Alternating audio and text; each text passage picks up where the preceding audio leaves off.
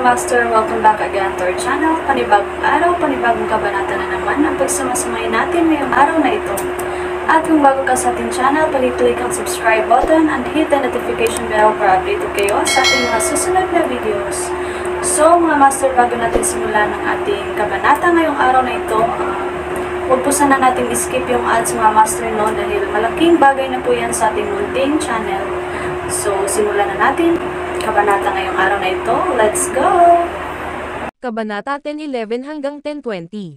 Kabanata 1011 mga pangalan. Ang menor de edad na pag-atake ni Thomas Pendleton ay hindi nakaapekto sa mga paglilitis sa loob ng 5-state international. Bagamat naging madilim ang mukha ni Otis Radcliffe, ang mga mayayamang negosyanteng iyon sa ibaba ay sabik na patalsikan si Itay Huntington sa kanyang posisyon. Hindi nila binanggit si General Manager Keller Radcliffe. Ito ang intensyon ni Otis Radcliffe. Gusto niyang makita ang ekspresyon sa mukha ng dati niyang matagumpay na kapatid na babae nang magtrabaho ito para sa kanya ngayon. Gaano man kalupit ang naging pagsasanay, si Otis Radcliffe ay Otis Radcliffe pa rin. Hindi magbabago ang kanyang kalikasan. Siya pa rin ang binata na may maitim na puso at may matinding pagnanais na maghayganti. Ang malademonyong pagsasanay na kanyang pinagdaanan ay isang pagbabalat kayo lamang, upang mailibing ng malalim ang masasama at maitim na ugali sa pinakamalalim na lugar. Binalot ang sarili sa isang shell ng ningning at mabuting kalooban. Sa maluwag na conference room, na puno ng daan-daang tao. Ito ay isang conference room na espesyal na binago ni Itay Huntington matapos ang pagtatatag ng Gonzales City Business Alliance. Tiniyak ng natatanging modelo ng negosyo na ang bawat negosyanteng sumali ay isang shareholder. Ngayon, daan-daang tao ang nakaupo ng maayos, ang kapaligiran ay napakalungkot. Nakaupo si Itay Huntington sa unahan, seryoso ang kanyang ekspresyon. Si Keller Radcliffe ay nagpakita rin ng matinding pag-aalala, na nakakaramdam ng pesimistiko tungkol sa sitwasyon.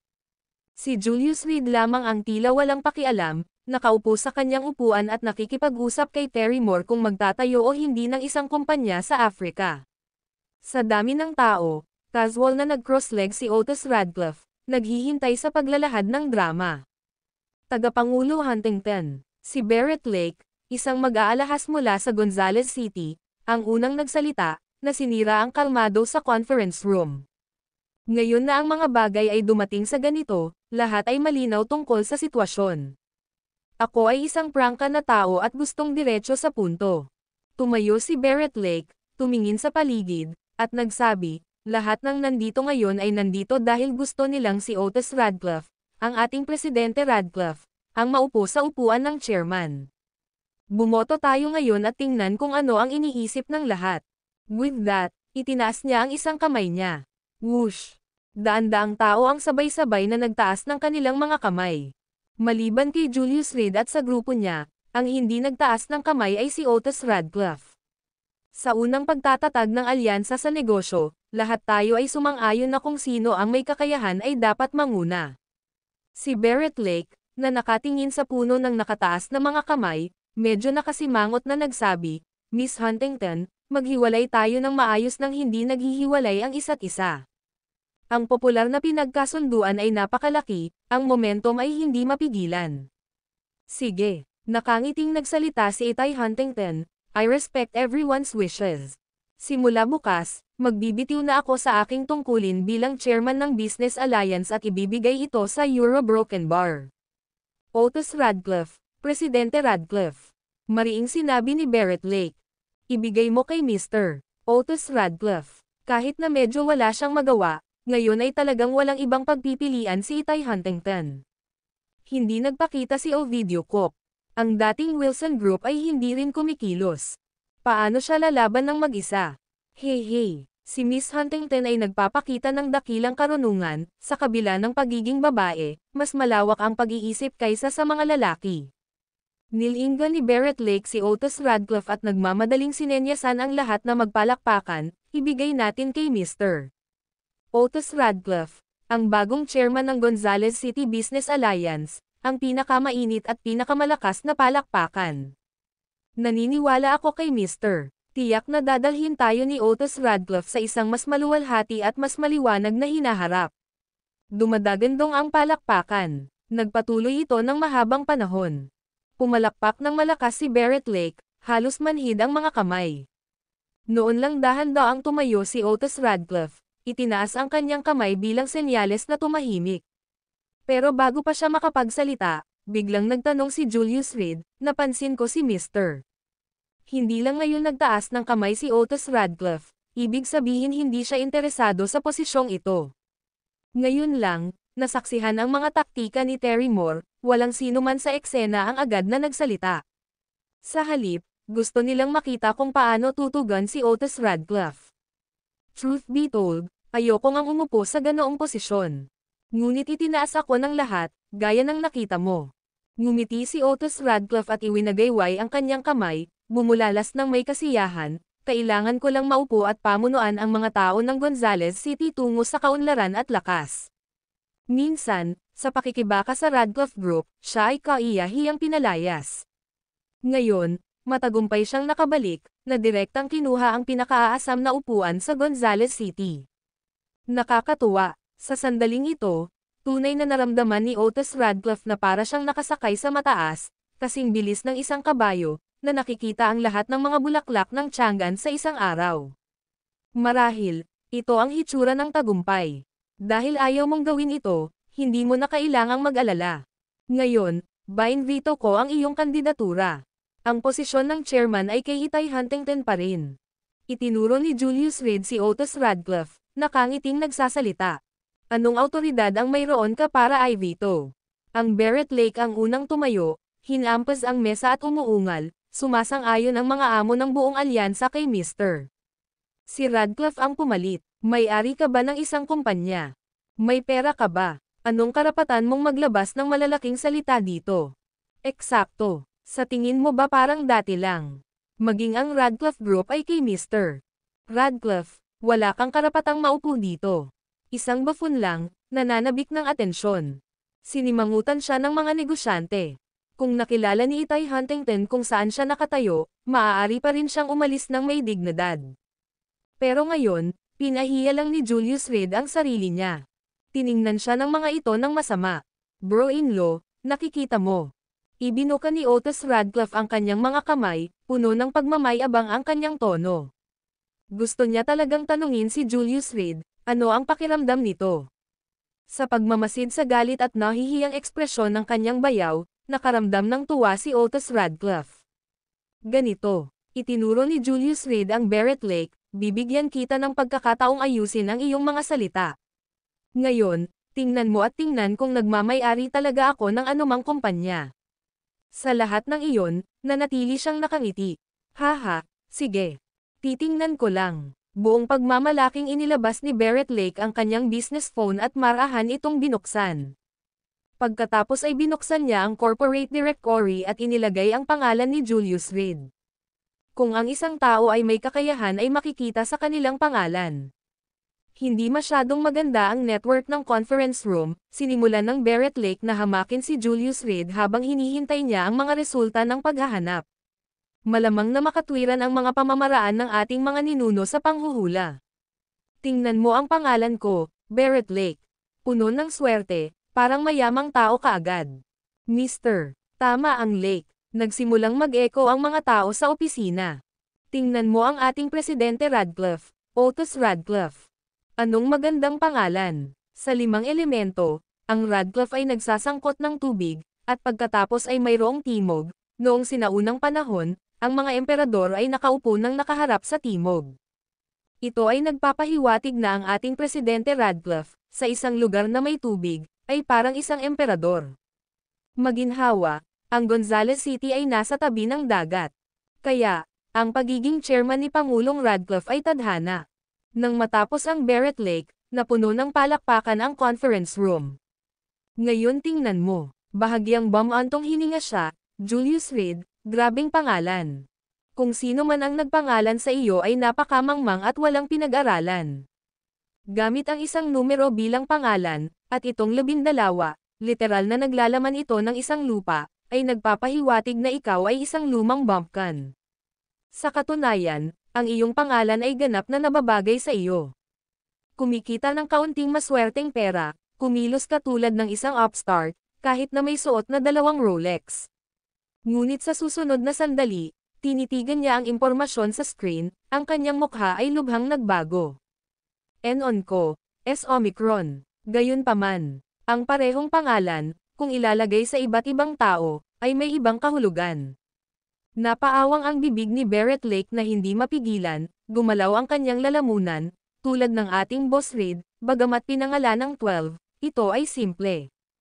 Isang pangalan na agad na hindi malilimutan sa mga marangya, na lumalabas sa karamihan.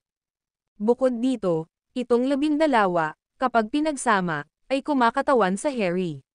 Boss Reed, taglay mo ang ugali ng isang emperador. Ang Rolex na ito ay hindi karapat-dapat sa iyong katayuan. Kahit na ang buong katawan mo ay palamutihan ng Rolexes, ang unang mapapansin ng iba ay ang iyong aura pa rin. Pagkatapos magsalita, napabuga siya ng hangin. Mga butil ng pawis na kasing laki ng butil na patuloy na bumabagsak mula sa kanyang noo. Nagsimulang manginig ang kamay na may hawak sa telepono. Sa screen ng kanyang telepono, 7 karakter ang nakasulat. Chairman ng Wilson Group. Ang video na ito ay edited by Urban Storytelling. Kabanata 1012 Abernathy Poison King, Mr. Lawa. Nawala ka na ba sa isip mo? Noong una, komportable silang nakikinig. Ngunit habang lumilipas ang panahon, mas lalong lumalim ang pakiramdam. Paano kasi? Nagsimula siyang mag-brown nose. Napakalaking pagbabago sa estilo. Mr. Lake, anong nangyayari sa'yo? Malungkot na sinabi ng negosyanteng katabi niya, anong kalokohan ang ibinubulalas mo? Sa ganoong kritikal na yugto, ang pagsamahin ang sarili kay Julius Reed ay dapat nawala sa isip, hindi ba? Pagkatapos ng lahat, si Otis Radcliffe ay nakaupo doon. Asar kay President Radcliffe, ayaw na ba nilang makihalubilo sa Gonzales City? Ikaw, medyo nauutal si Barrett Lake. Anong alam mo? Sa wakas, nagawa niyang pisilin ang mga salitang iyon. Buhol-buhol na ang kanyang dila. Hindi siya makapagsalita ng maayos. Iyon ay ang Wilson Group, ang nangungunang negosyo ng Five River Province. Ang maalamat na behemoth na may mga asset na nagkakahalaga ng daan-daang bilyon. Mula nang maitatag ang Wilson Group, hindi na mabilang ang mga mata na nakatutok sa komersyal na titan na ito. Ngunit walang nakakaalam kung sino ang tunay na may-ari sa likod ng Wilson Group. May mga chismis na Taiwanese businessman daw ito. Ngunit nasaan si Julius Reed na isang negosyanteng Taiwanese? Siya ay isang ganap na lokal. Noong nakaraan, isinasaalang-alang pa ng Barrett Lake ang posibilidad ng isang kapangalan. Ngunit ang impormasyon sa itaas ay kasama rin ng larawan ni Julius Reed. Ang dumura na imahe, naglakas loob ba siyang maging impolite? Sa muling pagtingin kay Julius Reed, tuluyang nagbago ang mga mata ni Barrett Lake. Puno ng pagmamahal. Mr. Lake, anong problema?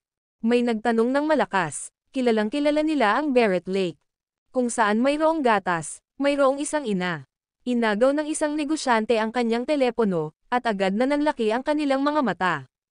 Ipasa mo, pwede. Walang pakialam na sinabi ni Julius Reed, may sumasalungat pa ba? Tutol ako. Sa isang grupo ng mahigit 100, may mga tapat na taga-suporta ni Otis Radcliffe. Hindi man lang sila nag-abalang pansinin ang mga salita at kilos ni Barrett Lake bago tumayo para sawayin si Julius Reed. You take these hundreds of entrepreneurs for what? Ito ay isang alyansa na inorganisa namin ng sama-sama, hindi isang laro para sa iyo upang maglaro ng bahay-bahayan. Eksakto. Para ituring itong laro ng bata. Sip-in siya palabas. Lahat ay sabik na ipakita ang kanilang paninindigan. Pero yung mga nakakita sa phone ni Barrett Lake, tumahimik lahat. Tandaan mo, itinuro ni Julius Reed ang mga nagsalita, hindi ba pinag-usapan lang ninyo ang pagtatayo ng kumpanya sa ibang bansa? Ipadala ang mga taong ito doon mamaya. Hey! May nanunuya, sino ka sa tingin mo? Gawin mo siyang bangkarota. Walang pakialam na sabi ni Julius Reed. Agad na kinuha ni Miguel Abbott ang kanyang telepono at sinimulang ipadala ang impormasyon ng pagkakakilanlan ng mga nakausap. NOS. Sa helicopter, mahusay na niyang kinuha ang negosyo ng Wilson Group.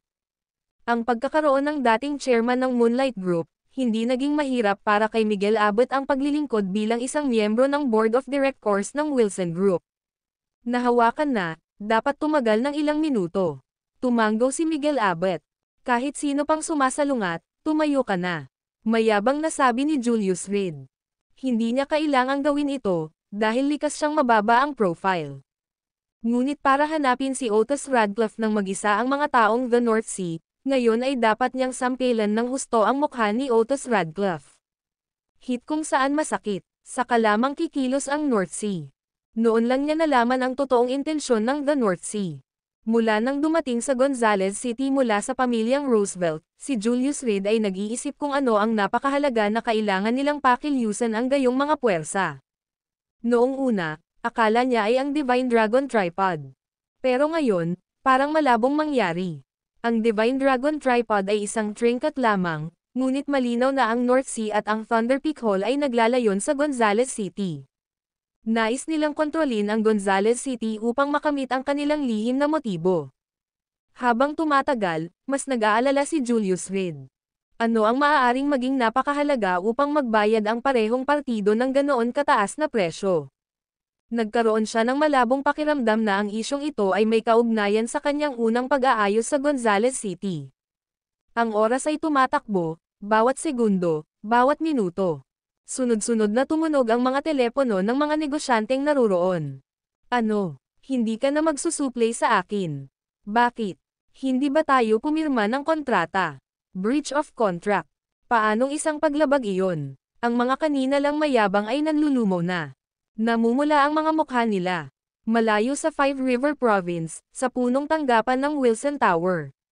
Maraming mga kinatawan ng serbisyo sa customer ang nagsimulang tumawag, na pinipilit ang mga kasosyo sa negosyo ng mga negosyanteng naruroon ng may pinakamatigas na tono. Ang pagbanggit lamang ng Wilson Group ay sapat na para ma-suffocate ang mga tao. Naturally, ang mga taong iyon ay hindi nang ahas na suwayan ang kalooban ng Wilson Group, na humahantong sa kasalukuyang sitwasyon. Anong nangyayari? Nagkatinginan sila, nagtataka. Tingnan mo ito. May nagpasa ng impormasyon ni Julius Reed sa paligid. Pumalakpak, may hindi makaupo at diretsong bumagsak sa sahig. Minsan, gusto kong makihalubilo sa inyong lahat bilang isang ordinaryong tao.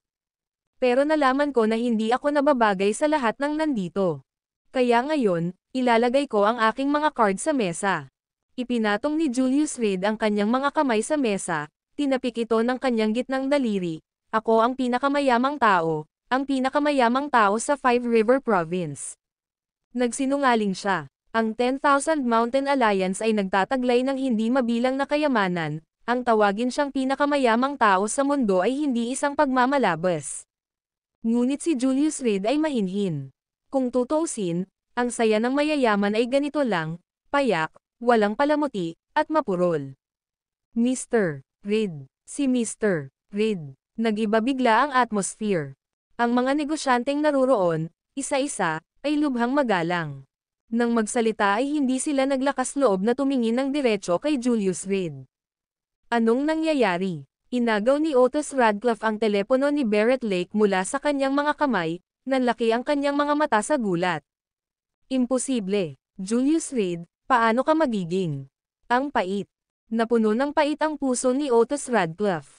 Huminga siya ng malalim, inayos ang sarili, at agad na inilabas ang sarili niyang phone para simulan ang pag-check.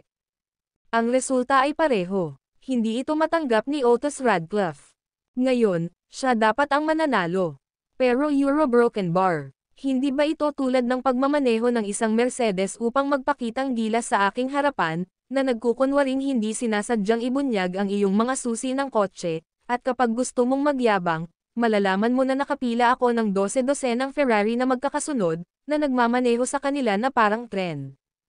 Tumingin si Julius Reed sa mga mata ni Otis Radcliffe, malalim ang kanyang mga sinabi. Ito ang gusto niyang epekto. Walang alinlangan, ang mga tao mula sa The North Sea ay makikipag-ugnayan kaagad kay Otis Radcliffe. At sa Gonzales City, tanging ang Young Master at Windy Johnson ang nabubuhay pa. Si Windy Johnson ay isang mahalagang figure, hindi siya posibleng magpakita ng personal. Kaya, ang tanging maaaring gumawa ng inisyatiba upang makipag-ugnay kay Otis Radcliffe ay ang Young Master. Ang huling malaking isda ng Gonzales City. Pagkatapos niyang makitungo sa Young Master, maglilinis siya ng Truman Ridge at puputulan ang pag-urong ng the North Sea. Hindi Euro broken bar. Kumunat ang noo ni Otis Radcliffe, tumutulo ang dugo sa gilid ng kanyang bibig. Sakit, sakit sa puso, nagpaliban ang pagpupulong. Tumayo si Julius Reed at winagaway ang kamay. Walang nang ahas na magsalita ng isang salita ng pagtutol. Mayroon siyang mga kwalipikasyon, mayroon siyang kapangyarihan. Nakatayo sa silid na ito, nagtuturo sa lahat. Boss Reed. Pumalakpak. Pumila ang mga negosyante at lumuhad sa harap ni Julius Reed. Sunod-sunod silang umiyak at nakiusap, wala na tayo sa cash flow ngayon, utang natin ang pera sa bangko, lahat ng mga kasosyo natin ay lumabag sa kanilang mga kontrata, mangyaring bigyan kami ng paraan. Marami ang gumugulong sa pera, at ngayon na ang kanilang mga paninda ay pinipigilan, sila ay lubos na na-blacklist. Sa Five River Province, walang nang ahas na kalabanan ang Wilson Group. Ang mga negosyante na naging mapagmataas kamakailan lamang ay naging utang na loob at naghihirap. Ang bangkarota, na binansagan bilang deadbeats, ay tila ang kanilang tanging kapalaran. Terry Moore. Lumingon si Julius Reed at nagsalita, yung kumpanyang napag-usapan nating itatag sa Africa, kulang pa ba tayo sa mga tao? Ito Euro broken bar. Nagpakita ng kaguluhang ekspresyon si Terry Moore. Tulungan natin ang ating mga kaibigan sa Africa. Tumakbo ang mga negosyante kay Terry Moore, nakikiusap, pakiusap, nakikiusap kami sa iyo Euro broken bar.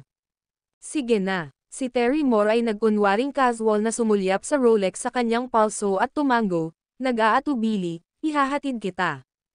Pinagmamasdan ang mga negosyante na kanina lang ay napakayabang, ngayon ay nagkukumahog na kusang pumunta sa Africa. Habang papalabas ng conference room si Julius Reed, napangiti siya ng mahina. Ang saya ng mayayaman ay sadyang. Buzz, biglang nagring ang phone niya. Guro, nalasan si Aaron Jackson. Bumalik ka kaagad at tingnan mo. Kakakonekta lang ng tawag ng mabilis na dumating ang boses ni Cosmo. Hintayin mo ako. Agad na tumigas ang puso ni Julius Reed. Habang tumatakbo siya palabas, inilabas niya ang kanyang telepono at tinawagan si Templeton Lena. Ang gawaing panektik sa Seven Clouds Academy ay responsibilidad na ngayon ni Templeton Lena. Nang dumating si Julius Reed sa Gonzales City, sumunod ang mga tao mula sa Seven Clouds Academy, nagsimulang mag-set up ng intelligence network. Medicine King Valley, may nakapunta na ba doon? Ito ang pinakamalaking pag-aalala ni Julius Reed. Ang mga elder ng Medicine King Valley ay mga Grandmaster. Hindi sila mapigilan ni Cosmo. Hindi. Mad Dragon, anong nangyari? Templeton Lena ay tuliro, nalasan ang kapatid ko. Hindi naniniwala si Julius Reed na si Aaron Jackson, na laging maingat, ay maaaring malason ng walang dahilan. Nalasan. Nagulat si Templeton Lena noong una, pagkatapos ay nagsalita, ang Poison King ni Abernathy, si Jensen Cook, ay nasa Gonzales City 3 oras na ang nakalipas. Ang video na ito ay edited by Urban Storytelling. Kabanata 1013 tatlong lalaking magkasamang naglalakad Gonzales City, sa loob ng isang maliit na kainan. Humigop si Jensen Cook ng kanyang alak, uminom ng isang plato ng mani sa kanyang harapan. Walang lasa. Isang tato ng 5 lason ang nagpalamuti sa kanyang leeg, at ang kanyang ahit na ulo ay kumikinang sa ilalim ng liwanag. Ang hitsura ng isang masamang tao. Hindi man lang nang ahas ang may-ari ng kainan na humingi sa kanya ng pera, automatiko na lang niyang nilagay ang mga mani at si Mr. Ang alak ni Jackson. Kunin mo o iwanan mo. Kalahating oras bago, batay sa impormasyong ibinigay ni Horton Moore, dumating si Jensen Cook sa Gonzales City. Nang mahanap si Aaron Jackson, lihim niyang ginamit ang isang may lason na karayom upang ibagsak ang lokal na malaking shot na ito. Tapos umupo siya dito para uminom. Para kumain ng mani. Para maghintay ng isang tao. Makalipas ang 5 minuto. Isang lalaking nakasuot ng sunglass ang nagtulak sa pinto ng kainan at tumingin sa paligid. N-Omicron o S-Omicron. Dito. Iminuwestra ni Jensen Cook ang mesa gamit ang kanyang kamay. Ang lalaki, na nakasuot ng light blue na suit, ay nakita si Jensen Cook at agad na lumapit. Umupo siya sa tapat. Kuya Dragon. Hinubad niya ang suot niyang sunglass, bumungad ang mukha niya. Horton Moore. Pumulot ng mani si Jensen Cook, inis, at sinabing, pagkamatay ng anak ko, ikaw ang may pananagutan. Alam ko, ngumiti si Horton-Moore, tumanggaw-tango habang inilabas niya ang isang bank card at marahang itinulak ito sa kabila. Ang PIN ay ang iyong kaarawan. 2 bilyon bilang kabayaran. Anong klaseng lalaki ang kinuha mo sa akin? Ibinulsa ni Jensen Cook ang card, ang kanyang tono ay nagyayelo, hindi pwedeng mamatay ang anak ko para sa wala. Ayon sa impormasyong ibinigay mo, si Aaron Jackson, ang big boss ng Gonzales City, ay nalasan ko. Siguradong mamamatay siya sa loob ng 10 oras. Sa isip niya, ano ang silbi ng lason kung hindi ito magdulot ng mabilis at walang dugong kamatayan? Makakatulong ba iyon sa kanyang reputasyon bilang Abernathy Poison King? Ngunit hindi ito pinayagan ni Horton-Moore, iginiit ang isang mabagal na pagkilos na lason. Talagang nakakatakot ang Poison King. Nag-thumbs up si Horton-Moore, puno ng paghanga, hindi ko hinayaan na patayin mo siya kaagad dahil gusto kong akitin ang tigre palayo sa bundok. Si Aaron Jackson ay mabuting kapatid ni Julius Reed kapag nalasan siya, tiyak na babalik si Julius Reed dito. Kung gayon, magiging madali para sa atin na mahuli ang asawa ni Julius Reed. Kapaki-pakinabang ba iyon? Tingnan mo, papatayin ko ang sarili kong babae nang hindi kumukurap. Sino ang nagmamalasakit sa buhay o kamatayan ng isang babae? Bahagyang kumunat ang noo ni Jensen Cook. Sa Abernathy, sa kuta ng Cook family. Siya, si Jensen Cook, ay may 70 asawa. Kuya Dragon, ang normal na mundo ay hindi gumagana tulad ng sa iyo. Ang mga mata ni Horton-Moore ay panandaliang nagpakita ng paghamak, ngunit mabilis itong nawala. Bago ako kumilos, sinisiyasat kong mabuti ang karakter, kagustuhan, at ugali ni Julius Reed. Sa wakas, natuklasan ko ang kanyang nakamamatay na kahinaan. Siguradong maraming kalokohan ang mga natutunang lalaki. Ibinuka ni Jensen Cook ang kanyang bibig at direktang inikat ang plato, ibinuhos ang lahat ng mani sa kanyang bibig. Spit it out, ano ang nahanap mo? Kung hindi lang dahil pinigilan mo ako, dumiretso na ako kay Julius Reed at pinaluhod ko siya para humingi ng awa. Bilang Abernathy Poison King, mayroon siyang mahusay na mga kasanayan. Dahil pinatay ang kanyang 2 pinakamamahal na anak, nakatutok na lamang siya sa paghihiganti. Ngunit si Horton-Moore ay patuloy na humarang sa kanyang paraan, patuloy na pinalalaki ang kalaban, na ginawa siyang labis na hindi nasisiyahan. Ang kahinaan ni Julius Reed ay ang kanyang asawa.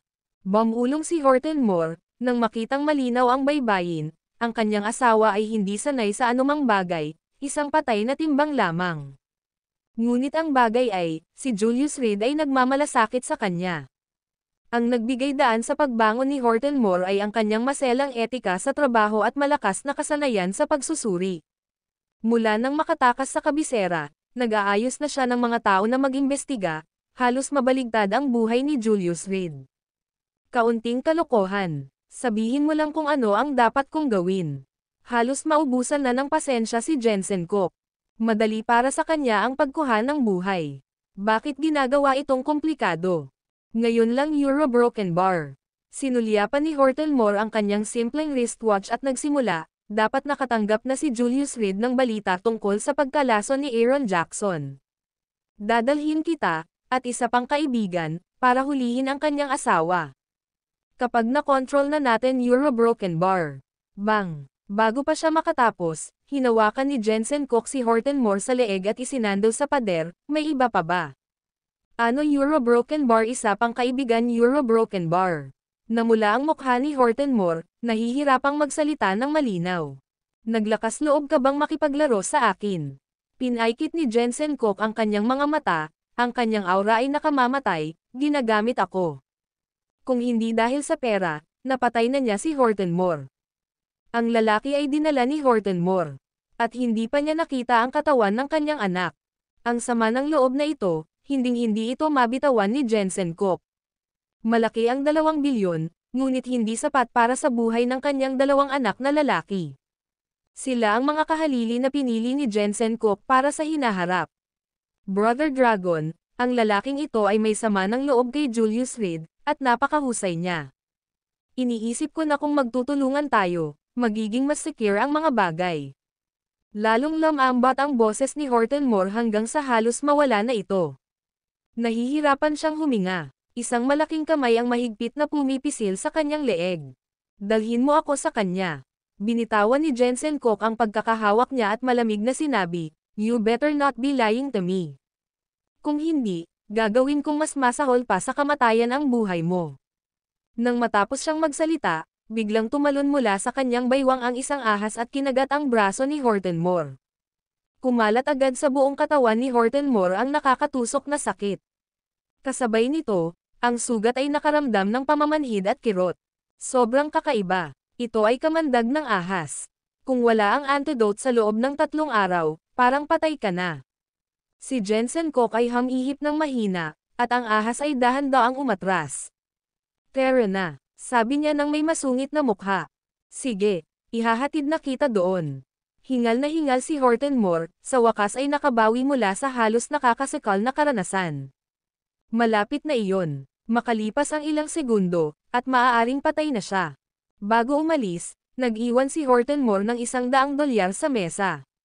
Bilang bayad sa pagkain, magkaiba sila ni Jensen Kook. Isang lalaking may dignidad.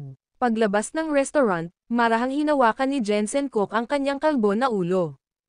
Naghinala na siya ngayon kung si Hortonmore ang pumatay sa kanyang 2 anak na lalaki at ngayon ay nakikipagtulungan sa ibang tao upang i-target siya. Pagkatapos ng lahat, ang pagkamatay ni Lennon Kook at Marvin Kook ay lahat ay batay sa salita ng pamilya ni Hortonmore. Ayos lang, makikilala niya ang ekspertong si Hortonmore na binanggit ngayon. Pagkatapos ay patayin sila upang ipakita ang kanyang sariling lakas. Naglakad ang dalawa palabas ng restaurant sa kahabaan ng kalye ng 300 metro, sa ilalim ng overpass. Lahat ng sasakyan dito, halos walang pedestrian.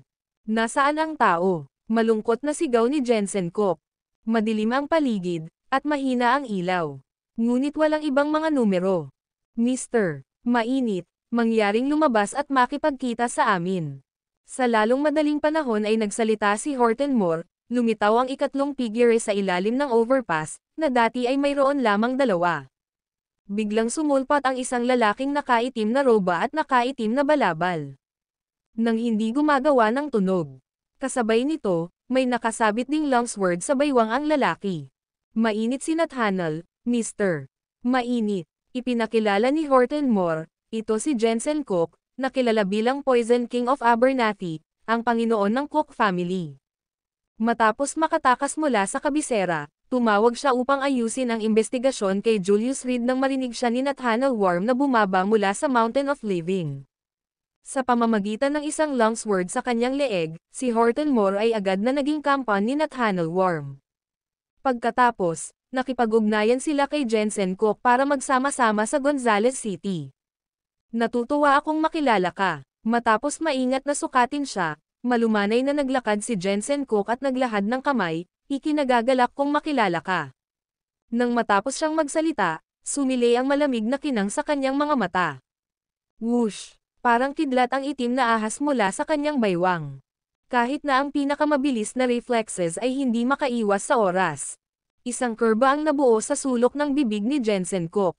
Ito ba ang tinatawag nilang master? Mas mabilis kaysa sa kanyang sariling makamandag na ahas. Whoosh! Klang! Ngunit sa susunod na sandali, isang malamig na liwanag ang kumislap. Hindi man lang nakita ni Jensen Kook ang nangyari nang ang itim na ahas ay nilaslas sa dalawa, na nahulog sa lupa. "Sa pangalawang pagkakataon na bunot ako ng aking espada, ang ulo mo ang mahuhulog." Malamig na sabi ni Nathaniel Worm. Ang video na ito ay edited by Urban Storytelling. Kabanata 10:14, Kamandag ng Ahas, Markang Paywa. Makalipas ang kalahating minuto, sa wakas ay natauhan si Jensen Kook. Naramdaman niyang gumalaw ang lalamunan niya, parang natuyo ang bibig niya. Gusto niyang magsalita, ngunit hindi siya makapagsalita. Kilala sa buong Abernathy bilang Poison King, ang kanyang mga kasanayan sa pagkalason ay kahanga-hanga, at ang kanyang liksi ay pantay na kakilakilabot. Gayunpaman, hindi man lang nakita ni Jensen Kook kung paano hinugot ng kanyang kalaban ang kanyang espada. Ang tanging naalala niya ay isang flash ng malamig na liwanag sa harap ng kanyang mga mata. At pagkatapos, ang ahas, nahati sa dalawang seksyon. Kuya Dragon, Mr. Ang mga kakayahan ni Worm, bagay sila, hindi ba? Sa isang dampi ng pagmamalaki, si Hortonmore ay lumakad, na hinarap si Jensen Cook. Sa kalaunan, ang kanyang paghahanap ay humantong sa bulsa ng dibdib. Kinuha niya ang bank card na kakalagay lang doon, pagkatapos ay iniunat niya ang kanyang kamay, nakangiti, pamanhid. Anong antidote? Ang pagkakaroon ng 2 bilyong inagaw, si Jensen Cook ay higit pa sa galit. Nakaramdam siya ng hiya. Noong una niyang tinulungan si Hortonmore, itinalaga niya ang kanyang mga anak na lalaki. Pero ni isang walang bumalik. At ngayon hindi man lang sila nagpaplanong magbigay ng kabayaran. Di ba may ahas ka lang nakagat sa akin? Gusto ko ng panlunas sa kamandag ng ahas. Nakangiti pa ring nagsalita si Hortonmore. Wala naman. Si Jensen Cook, pagkatapos ng lahat, ay ang boss ng Cook Family Stronghold, na kilala sa kanyang maalab na init ng ulo. Kung gayon kalimutan mo na ito. Ipinagkibit balikat ni Hortonmore ang kanyang mga balikat, ipinatong ang isang braso sa balikat ni Jensen Cook, lahat tayo ay magkakapatid dito, hindi na kailangan ng gayong masamang kalooban. Ang 2 bilyon ay tiyak na hindi makakabawi sa pagkawala ni Brother Dragon. Paano ito? Pagkatapos ng trabaho, bibigyan kita ng 3 bilyon. Talaga, nang marinig ito, nagtanong si Jensen Cook na may pag-aalinlangan, hindi mo ako pinaglalaroan, di ba? Naisip niya na sa tabi ni Hortonmore ang eskrimador ay pinilit niya itong ibigay ang antidote. Ngunit imposible iyon. Hindi siya kailanman makikipagkompromiso, kahit sa kamatayan. Ang hindi niya inaasahan ay hindi lamang umiwas sa puwersa si Hortonmore, kundi kusang mag-alok ng dagdag na bilyon. Anong klaseng loika ito? Ito kaya ang kaligayahan ng mayayaman. Ang reputasyon ko, Kuya Dragon, alam mo na. Isang negosyante, ipinagmamalaki ang kanyang sarili sa integridad. Tinapik-tapik ni Hortonmore ang kanyang dibdib, ngumiti sa napaka-friendly na paraan, pag-usapan ang pera sa magkapatid, hindi komportable. Nakakasira ng relasyon. Anyway, ang common enemy natin ay si Julius Reed. Patayin muna natin siya, tapos mag-reminisce. Julius Reed, nasaan siya? Nang marinig ang pangalang iyon, dahan-daang inangat ni Nathaniel Worm ang kanyang ulo at sinabi sa medyo malalim na boses, gusto ko siyang patayin. Mr. Mainit. Agad na pinunasan ni Hortonmore ang ngiti sa kanyang mukha at magalang na nagsalita, si Julius Reed ay sumugod na sa tirahan ni Aaron Jackson, sa Bronze Sparrow platform. Magpapatuloy ba tayo ng hiwalay, o dumiretso? Panipi, pupunta ako at papatayin ko siya. Lumabas si Nathaniel Worm mula sa dilim sa ilalim ng tulay, inilantad ang kanyang anyo. Noon lang malinaw na nakita ni Jensen Cook ang kanyang hitsura. Nakasuot ng itim na roba, may hood. Isang maitim na pulang balabal na nakaburden ng mata. Isang mata na nagdulot ng takot. Nang makita ni Jensen Cook ang mata na iyon, hindi niya maiwasang mag-goosebumps ang lahat. Tumindig ang kanyang mga balahibo. Pagkatapos, napunta ang kanyang tingin sa madilim na pulang longsword na iyon, at muli siyang napailing. Ang nakaukit sa longsword ay isang madilim na pulang bungo. Sa taluktok ay isang mata mula sa impyerno. Sa kasuotan pa lang ni Nathaniel Worm, masasabing hindi siya ordinaryong tao. Natagpuan ni Jensen Cook ang kanyang sarili na nagsisisi sa kanyang kawalang galang. Ngayon, pakiramdam niya ay malapit na siyang nakatakas sa kamatayan. Mr. Mainit. Tila nag-aalangan na magsalita si Hortonmore. Magsalita ka. Huminto si Nathaniel Worm sa kanyang paglalakad, ang kanyang kanang kamay ay nakapatong sa hilt ng kanyang espada, at nagsalita ng walang pakialam. Walang init ang boses niya. Parang killing machine na walang emosyon. May ideya ako. Sinubukan ni Hortonmore na manatiling kalmado, ngunit hindi niya maiwasang bahagyang manginig. Sa ngayon, ang asawa ni Julius Reed ay walang proteksyon, at iniisip namin. Iyan ang iyong negosyo, Julius Reed, papatayin ko siya. Pagkasabi nito ay lumayo si Nathaniel Worm. Whoosh! Paglabas niya mula sa ilalim ng tulay, isang panandaliang anino ang dumaan. Markang paywa, nawala nang walang bakas. Siya talaga, parang Diyos talaga. Nang inig ang mga paa ni Jensen Cook, at hindi niya napigil ang haplasan ang kanyang kalbo na ulo, kung ganoon, kailangan pa ba nating kumilos? Nababalot ng malamig na pawis ang kanyang kalbo na ulo. Parang umulan. Pinatay niya ang anak mo, Ayaw mo bang patayin ang asawa niya? Isang malamig at masasamang ngiti ang ipinakita ni Horton Moore. Tara na. Bahagyang kumunot ang noo ni Jensen Cook at humakbang palayo. And on Omicron, C0. Euro Broken Bar. Ang Bronze Sparrow platform. Nakahiga si Aaron Jackson sa kama habang nakapikit ang mga mata. Maitim ang kanyang kutis, at nanatiling tense ang kanyang katawan. Ang mga doktor, na kompleto sa gamit, ay maingat na sinusuri siya sa kanyang tagiliran. Nakatayo si Cosmo sa yulunan ng kama ni Aaron Jackson, puno ng pag-aalala ang mukha. Ayon sa kanyang karanasan sa martial world, ito ay nakakalason. At isang napakalubha doon. Para maiwasang mahawa ang mga doktor, partikular niyang inutusan ang mga rescuer na magsuot ng protective gear. Walang epekto, ang lason na ito ay hindi matutukoy anumang oras sa lalong madaling panahon. Napakunot ang noo ng dumadating na manggagamot, at ibinaling ang tingin sa kagamitan. Bumabilis ang tibok ng puso niya, hindi magandang senyales iyon, sabi niya sa kanyang assistant, bigyan mo ako ng aming pinakabagong sedative. Kung patuloy na bumilis ang tibok ng puso, natatakot ako na hindi magtatagal ay kumalat na ang lason sa buong katawan niya. Pagkatapos magsalita, inabot sa kanya ng isang katulong ang isang syringe. Pagkatapos ng iniksyon, si Aaron Jackson ay walang reaksyon. I'm sorry, we are really powerless. Nagsalita ang dumadating na manggagamot na may pakiramdam ng kawalan ng kakayahan.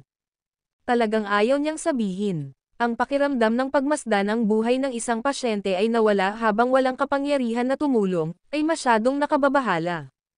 Kahit na naranasan ito ng maraming beses, nanatili itong isang hindi mabata na katotohanan para sa mga doktor. Ayos lang. Tumanggaw si Cosmo na may mahinang ngiti, salamat sa iyong pagsisikap. Pasensya na, nakaramdam ng pagsisisi ang doktor. Pero sa totoo lang, wala silang magawa. Ang hirap. Ito ay isang kakaibang lason, na paunang kinilala bilang kamandag ng ahas. Walang lunas. Salamat. Sumenya si Cosmo, at agad na lumapit ang mga tauhan ni Aaron Jackson upang ihatid ang mga doktor palabas. Hindi pa nakaalis ang mga doktor ay tinulak ni Julius Reed ang pinto. Anong nangyari? Nang makita niya ang itim na mukha ni Aaron Jackson, nakaramdam siya ng matinding galit. Sino ang gumawa nito? Ano man ang mangyari, si Aaron Jackson ang kanyang pinakaunang empleyado pagkatapos niyang mabawi ang kanyang memorya. At ang pinaka-loyal. Ngayon, siya ay inatake ng palihim. Sinabi ng mga doktor na ito ay kamandag ng ahas, ngunit walang paraan upang gamutin ito. Master, pagkababa ni Aaron Jackson sa sasakyan, bigla siyang naging ganito, medyo nag-aalalang paliwanag ni Cosmo, wala ka na ba talagang magagawa? Sa kanyang pananaw, si Julius Reed ay halos makapangyarihan sa lahat. Kung kahit ang kanyang sariling amo ay naliligaw, kung gayon si Aaron Jackson ay talagang may isang landas na lang natitira euro, kamatayan. Huwag magpanik. Umikot si Julius Reed sa paligid ni Aaron Jackson, ipinatong ang kanyang kamay sa kanyang baba, at nagtanong, Aaron Jackson, paano nangyari ang pagkalason? Sabi ng staff niya, bigla siyang bumagsak pagkababa ng sasakyan. Sumugod din si Cosmo matapos makatanggap ng tawag sa telepono. Sa oras na dumating siya, si Aaron Jackson ay nalason na. Napakalakas ng lason na ito, malamang nalihim siyang inatake nang bumaba siya sa kotse. Maingat na pinagmasdan ni Julius Reed at inilagay ang kanyang kamay sa leeg ni Aaron Jackson, patuloy na sinusuri. Biglang huminto ang kamay niya. Tapos bumunot siya ng lason na karayom sa leeg. So ito na, nakatitig sa lason na karayom sa kanyang kamay, lalong naging malungkot ang ekspresyon ni Julius Reed. Pumunta ka, dalhin mo sa akin ang surveillance footage bago bumaba ang amo mo sa kotse. Naiintindihan. Mabilis na umalis ang isang empleyadong nakatayo sa may pintuan. Ang video na ito ay edited by Urban Storytelling. Kabanata 10:15, Sword Demon Attacks. Ang pagbabantay sa Bronze Sparrow Terrace ay malawak at napakalawak. Bilang lugar kung saan nanirahan si Aaron Jackson, ang mga hakbang sa seguridad ay medyo matatag. Lalo na kamakailan, sa kaguluhan sa Gonzales City, nadobol ang puwersa ng bantay sa Bronze Sparrow Terrace. Kahit sa anino, marami sa mga empleyado ni Aaron Jackson na nakabalat kayo bilang mga mangangalakal. Hindi nagtagal, nakuha ang surveillance footage. Diretsong inilabas ni Julius Reed ang kanyang laptop sa harap ng higaan ni Aaron Jackson at ipinasok ang USB drive. Sa kabuuan, 16 na kamera, na walang mga blind spot, ay sinanay sa pasukan ng Bronze Sparrow Terrace. Nang magsimula ang footage, huminto na ang itim na sedan. May 6 na empleyado na nakatayo sa paligid. Binuksan ng isa sa kanila ang pinto ng kotse, at bumaba si Aaron Jackson mula sa backseat. Nang walang anumang pagkaantala, dumiretso siya sa Bronze Sparrow Terrace. Kaagad pagkatapos, ipinakita ang eksena sa pasukan. Wala pang 10 hakbang pagkapasok ni Aaron Jackson ay natisod na ang kanyang figure at bumagsak siya sa lupa. Ang sumunod ay magulong imahe. Maraming tao ang nagsimulang magbulungan, magpanik at magkagulo. Nang makita ito, inilagay ni Julius Reed ang kanyang daliri sa trackpad at marahang nag-scroll paatras. Muling bumalik sa simula ang footage. Bumalik sa paglabas ni Aaron Jackson ng sasakyan. Biglang lumabas ang isang kalbo na ulo mula sa karamihan. Huminto ang kalbo na wala pang 12 metro mula kay Aaron Jackson. Pagbaba ni Aaron Jackson, gumalaw ang bibig ng kalbo. Tapos nawala siya. Muling sumulong ang footage. Ang mga surveillance camera na ginamit ng Bronze Sparrow Terrace ay ang pinakamahal at ginawang mahusay na kalidad. Kahit na napakalaki ng imahe, malinaw pa rin ang mukha ng kalbo. 3 minuto, gusto ko ang kanyang impormasyon. Malamig na tiningnan ni Julius Reed ang kalbong lalaki sa screen. Ang lason, dapat siya. 1 minuto. Inikat ni Cosmo ang laptop at mabilis na lumipad ang kanyang mga kamay sa computer habang nagtatrabaho. Siya ang Empress ng Martial World, na may sariling mga channel ng impormasyon. Sa 50 segundo, ang laptop ay ibinalik sa paligid. Ipinakita sa screen ang impormasyon ng kalbo. Malinaw na kristal. Jensen Cook. Bahagyang tumawa si Julius Reed, isang snake charmer mula kay Abernathy ang nangangahas na kumilos ng may katapangan sa harapan ko. Ang impormasyon sa screen ay detalyado. Mayroon bang kamakailang mga salungatan ang iyong boss sa mga tao mula sa Abernathy? Itinuro niya ang screen, tinanong ang empleyado sa likod niya. Kamakailan lamang, hindi pinapansin ni Aaron Jackson ang anumang mga salungatan. Tungkol naman kay Abernathy, wala akong maalala. Napakamot ng ulo ang empleyado, hindi na maalala. Saka ito ay medyo kakaiba. Ang Poison King ng Abernathy ay naglalakbay ng malayo sa Gonzales City, katuwaan lang ba ito? Dahil doon, inilabas ni Julius Reed ang kanyang mobile phone at tinawagan si Templeton Lena. On si Omicron. Noong nasa 5-state international siya, binanggit ni Templeton Lena na dumating si Jensen Cook sa Gonzales City. Marahil, dapat niyang malaman ang kaunti pa. Baliw na dragon. Dumating sa telepono ang boses ni Templeton Lena. Alam mo ba ang layunin ng pagbisita ni Jensen Cook sa Gonzales City? Ang aking kaibigan ay nalasan ng husto, at ito ay kagagawan ng kalbong ito. Napatingin si Julius Reed sa lalong nangangitim na mukha ni Aaron Jackson, hindi sinasadyang kumunat ang kanyang noo. Ang lason na ito, maaari niyang gamutin, ngunit malamang na mag-iwan ito ng mga side effect. Pagkatapos ng lahat, hindi siya isang doktor, at hindi siya nagsaliksik ng mga lason sa maraming taon.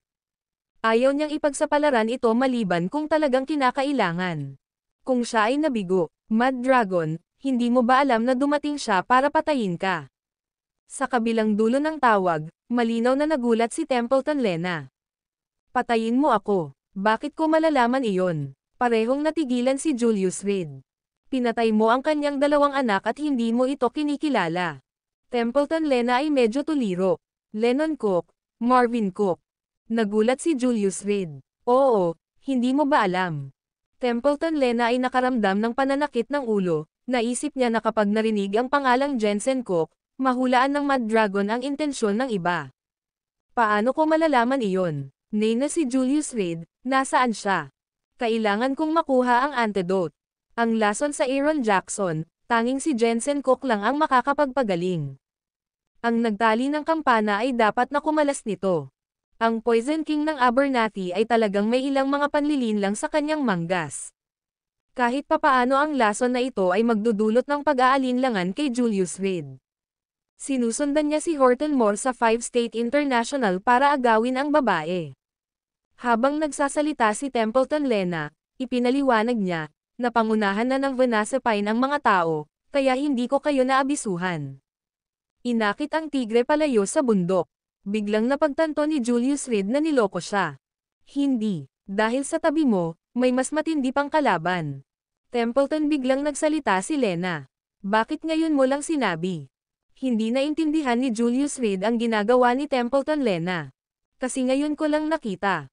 Hininaan ni Templeton. Lena ang kanyang boses, pupunta ako upang hanapin ka, ngunit sa pasukan, nakatagpo ako ng isang eskrimador na napakahusay sa talam. Sumugod na siya sa Bronze Sparrow platform, at sinusundan ko siya. Isang master swordsman. Ibinaba ni Julius Reed ang telepono at direktang itinulak ang pinto. Whoosh! Whoosh! Ilang tunog ng mga nakatagong armas ang nagmula sa pinto. Ngunit sa lalong madaling panahon, ilang mga katawan ang nakahiga sa lupa. Sa pangunahing pasukan ng Bronze Sparrow platform ay nakatayo ang isang eskrimador na nakasuot ng itim na damit. Naramdaman ang tingin ni Julius Reed, dahan-dahang itinaas ng eskrimador ang kanyang ulo. Nagsalubong ang mga mata. Nagkita tayong muli. Isang ngiti ang naglaro sa labi ni Nathaniel Worm, at sa isang kisap mata ay bumungad siya sa harapan ni Julius Reed. Nag-improve ka ng husto. Tumango si Julius Reed, ang iyong aura ay puno ng isang mamamatay tao na layunin, hindi angkop sa Chandler Swordsman. At least ngayon, hindi mo karapat-dapat ang titulong Swordsman of Honor. Wala pang 3 metro ang layo ng dalawa. Kitang-kita niya ang pagbabago kay Nathaniel Worm. Ang pagbabago ng aura niya. Maraming uri ng eskrimador. Ngunit ang nasa harapan niya ay naglalabas ng nakamamatay na pabango. Ang bango ng bloodlust. Dahil sa iyo, nahulog ako sa Demon Way. Ang kanang kamay ni Nathaniel Worm ay nakapatong sa hilt ng kanyang espada, nakatingin kay Julius Reed na may ngiti. Aayusin ba natin ito dito, o dapat ba tayong maghanap ng ibang lugar? Isang espadang demonyo. Hindi mo ba alam na kapag pumasok ka sa Demon Way, parehong masisira ang iyong katawan at isip?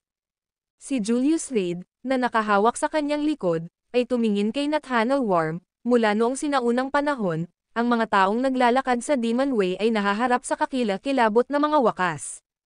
Ang layuning pumatay ay nagiging aura ng kamatayan. Na kumapit sa iyo araw at gabi. Ang isang marahas na ugali, kasama ng pagkauhaw sa dugo, ay nagdudulot ng malaking pinsala sa pag-iisip at pangangatawan ng isang tao. Ang pagpasok sa Demon Way ay nagiging isang makina ng pagpatay.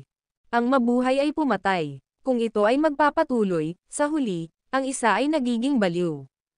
Ang personalidad ay kapansin-pansing nagbabago, na humahantong sa pagkawala ng katwiran. At pagkatapos, ang isa ay naghihintay para sa kamatayan. Kung ang ibig sabihin nito ay kaya kitang patayin, ano ang pakialam ko kung mapupunta ako sa impyerno? Nanatiling walang kibo ang mukha ni Nathaniel Worm, na may lamang ng masasamang ngiti. Dahil kay Jennifer Lopez. Umiling si Julius Reed, nakatingin sa kanya ng may habag na tingin, hindi ba maganda ang pamumuhay? Nabubuhay lang ako para patayin ka. Swish! Mabilis na binunot ni Nathaniel Worm ang kanyang espada. Pumalakpak, si Templeton. Lena ay bumagsak ng diretso sa lupa, nakangiwi sa sakit. Inaasahan niyang maglunsad ng isang sorpresang pag-atake habang nag-uusap ang dalawa. Ngunit, sa hindi inaasahang pagkakataon, natalo na naman siya. Puntahan mo si Keller Radcliffe, ipaubaya mo ito sa akin, sabi ni Julius Reed na may pambihirang solemnidad. Kung may mangyari kay Keller Radcliffe, huwag kang mag-abala na bumalik. Naiintindihan. Si Templeton. Lena ay bumangon mula sa lupa at mabilis na nawala mula sa Bronze Sparrow platform. Sa corridor na naman, silang dalawa na lang ang natira. 150 taon na ang nakalilipas, nakapatay ako ng isang espadang demonyo, sabi ni Julius Reed. Habang siya ay muling nagsasalita, isang longsword ang lumitaw sa kanyang kamay. Lahat ng tao namamatay. Mamamatay ako, at ikaw din. Sinuot ni Nathaniel Worm ang kanyang espada at tumalikod para maglakad patungo sa pinto. Sa itaas ng bubong, ikaw at ako ang magpapasya kung sino ang mas mataas. Mabuti naman, gusto ko rin makita kung gaano talaga kalakas ang kapangyarihan ni Nathaniel Worm, na nahulog sa Demon Way. Swish! Nag-transform si Julius Reed sa isang malabo, bumaril mula sa Bronze Sparrow platform. Pagkatapos, tumakbo siya sa dingding. Tumalon hanggang sa ika-9 na palapag na rooftop. Ang susunod na sandali, lumipad patungo sa kanya ang pulang dugong kinang. Nathanol mainit, espadang nakabuka. Ang video na ito ay edited by Urban Storytelling. Kabanata 10:16, A sword through the heart, isang espada ang bunot. Sa hangin, 3 landas na lamang ng madugong malamig na liwanag ang natitira.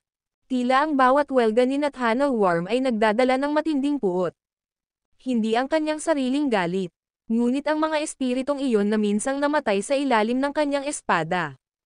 Galit, galit, ang liwanag ng dugo, tulad ng Diablo mismo. Nagdala ng napakalaking presyon habang ito ay tumalsik patungo kay Julius Reed. Klang! Si Julius ay nakatayong matatag na parang bato. Nakaharap sa dagwang ningning, hinawakan niya ang kanyang espada gamit ang 2 kamay. Nagwawalis sa 6 na direksyon.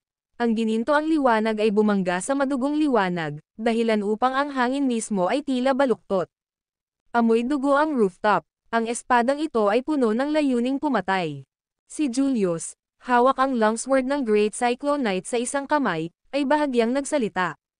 Mayroong 81 kaluluwa sa ilalim ng talom na ito.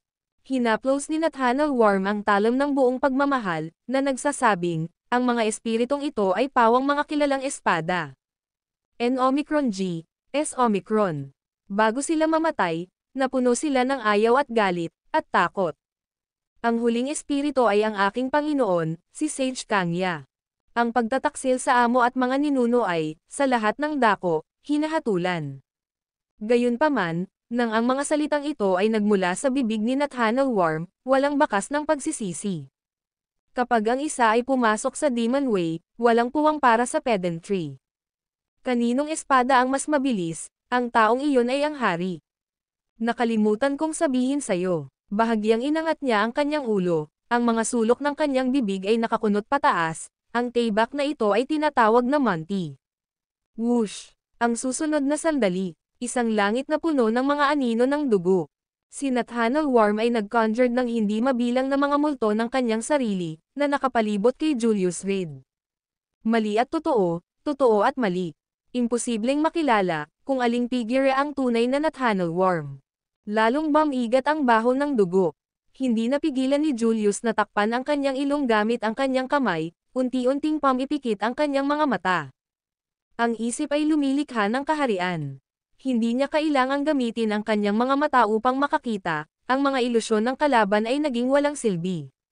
Whoosh! Ang mga figure ay mabilis na nagtipon patungo sa gitna. Hindi mabilang na sword chi ang bumagsak mula sa langit. Para bang isang ulan ng mga espada ang bumabagsak mula sa langit. Boom! Si Julius, hawak ang kanyang espada gamit ang isang kamay, ay lumundag sa hangin. Klang! Sa langit, may kumislap.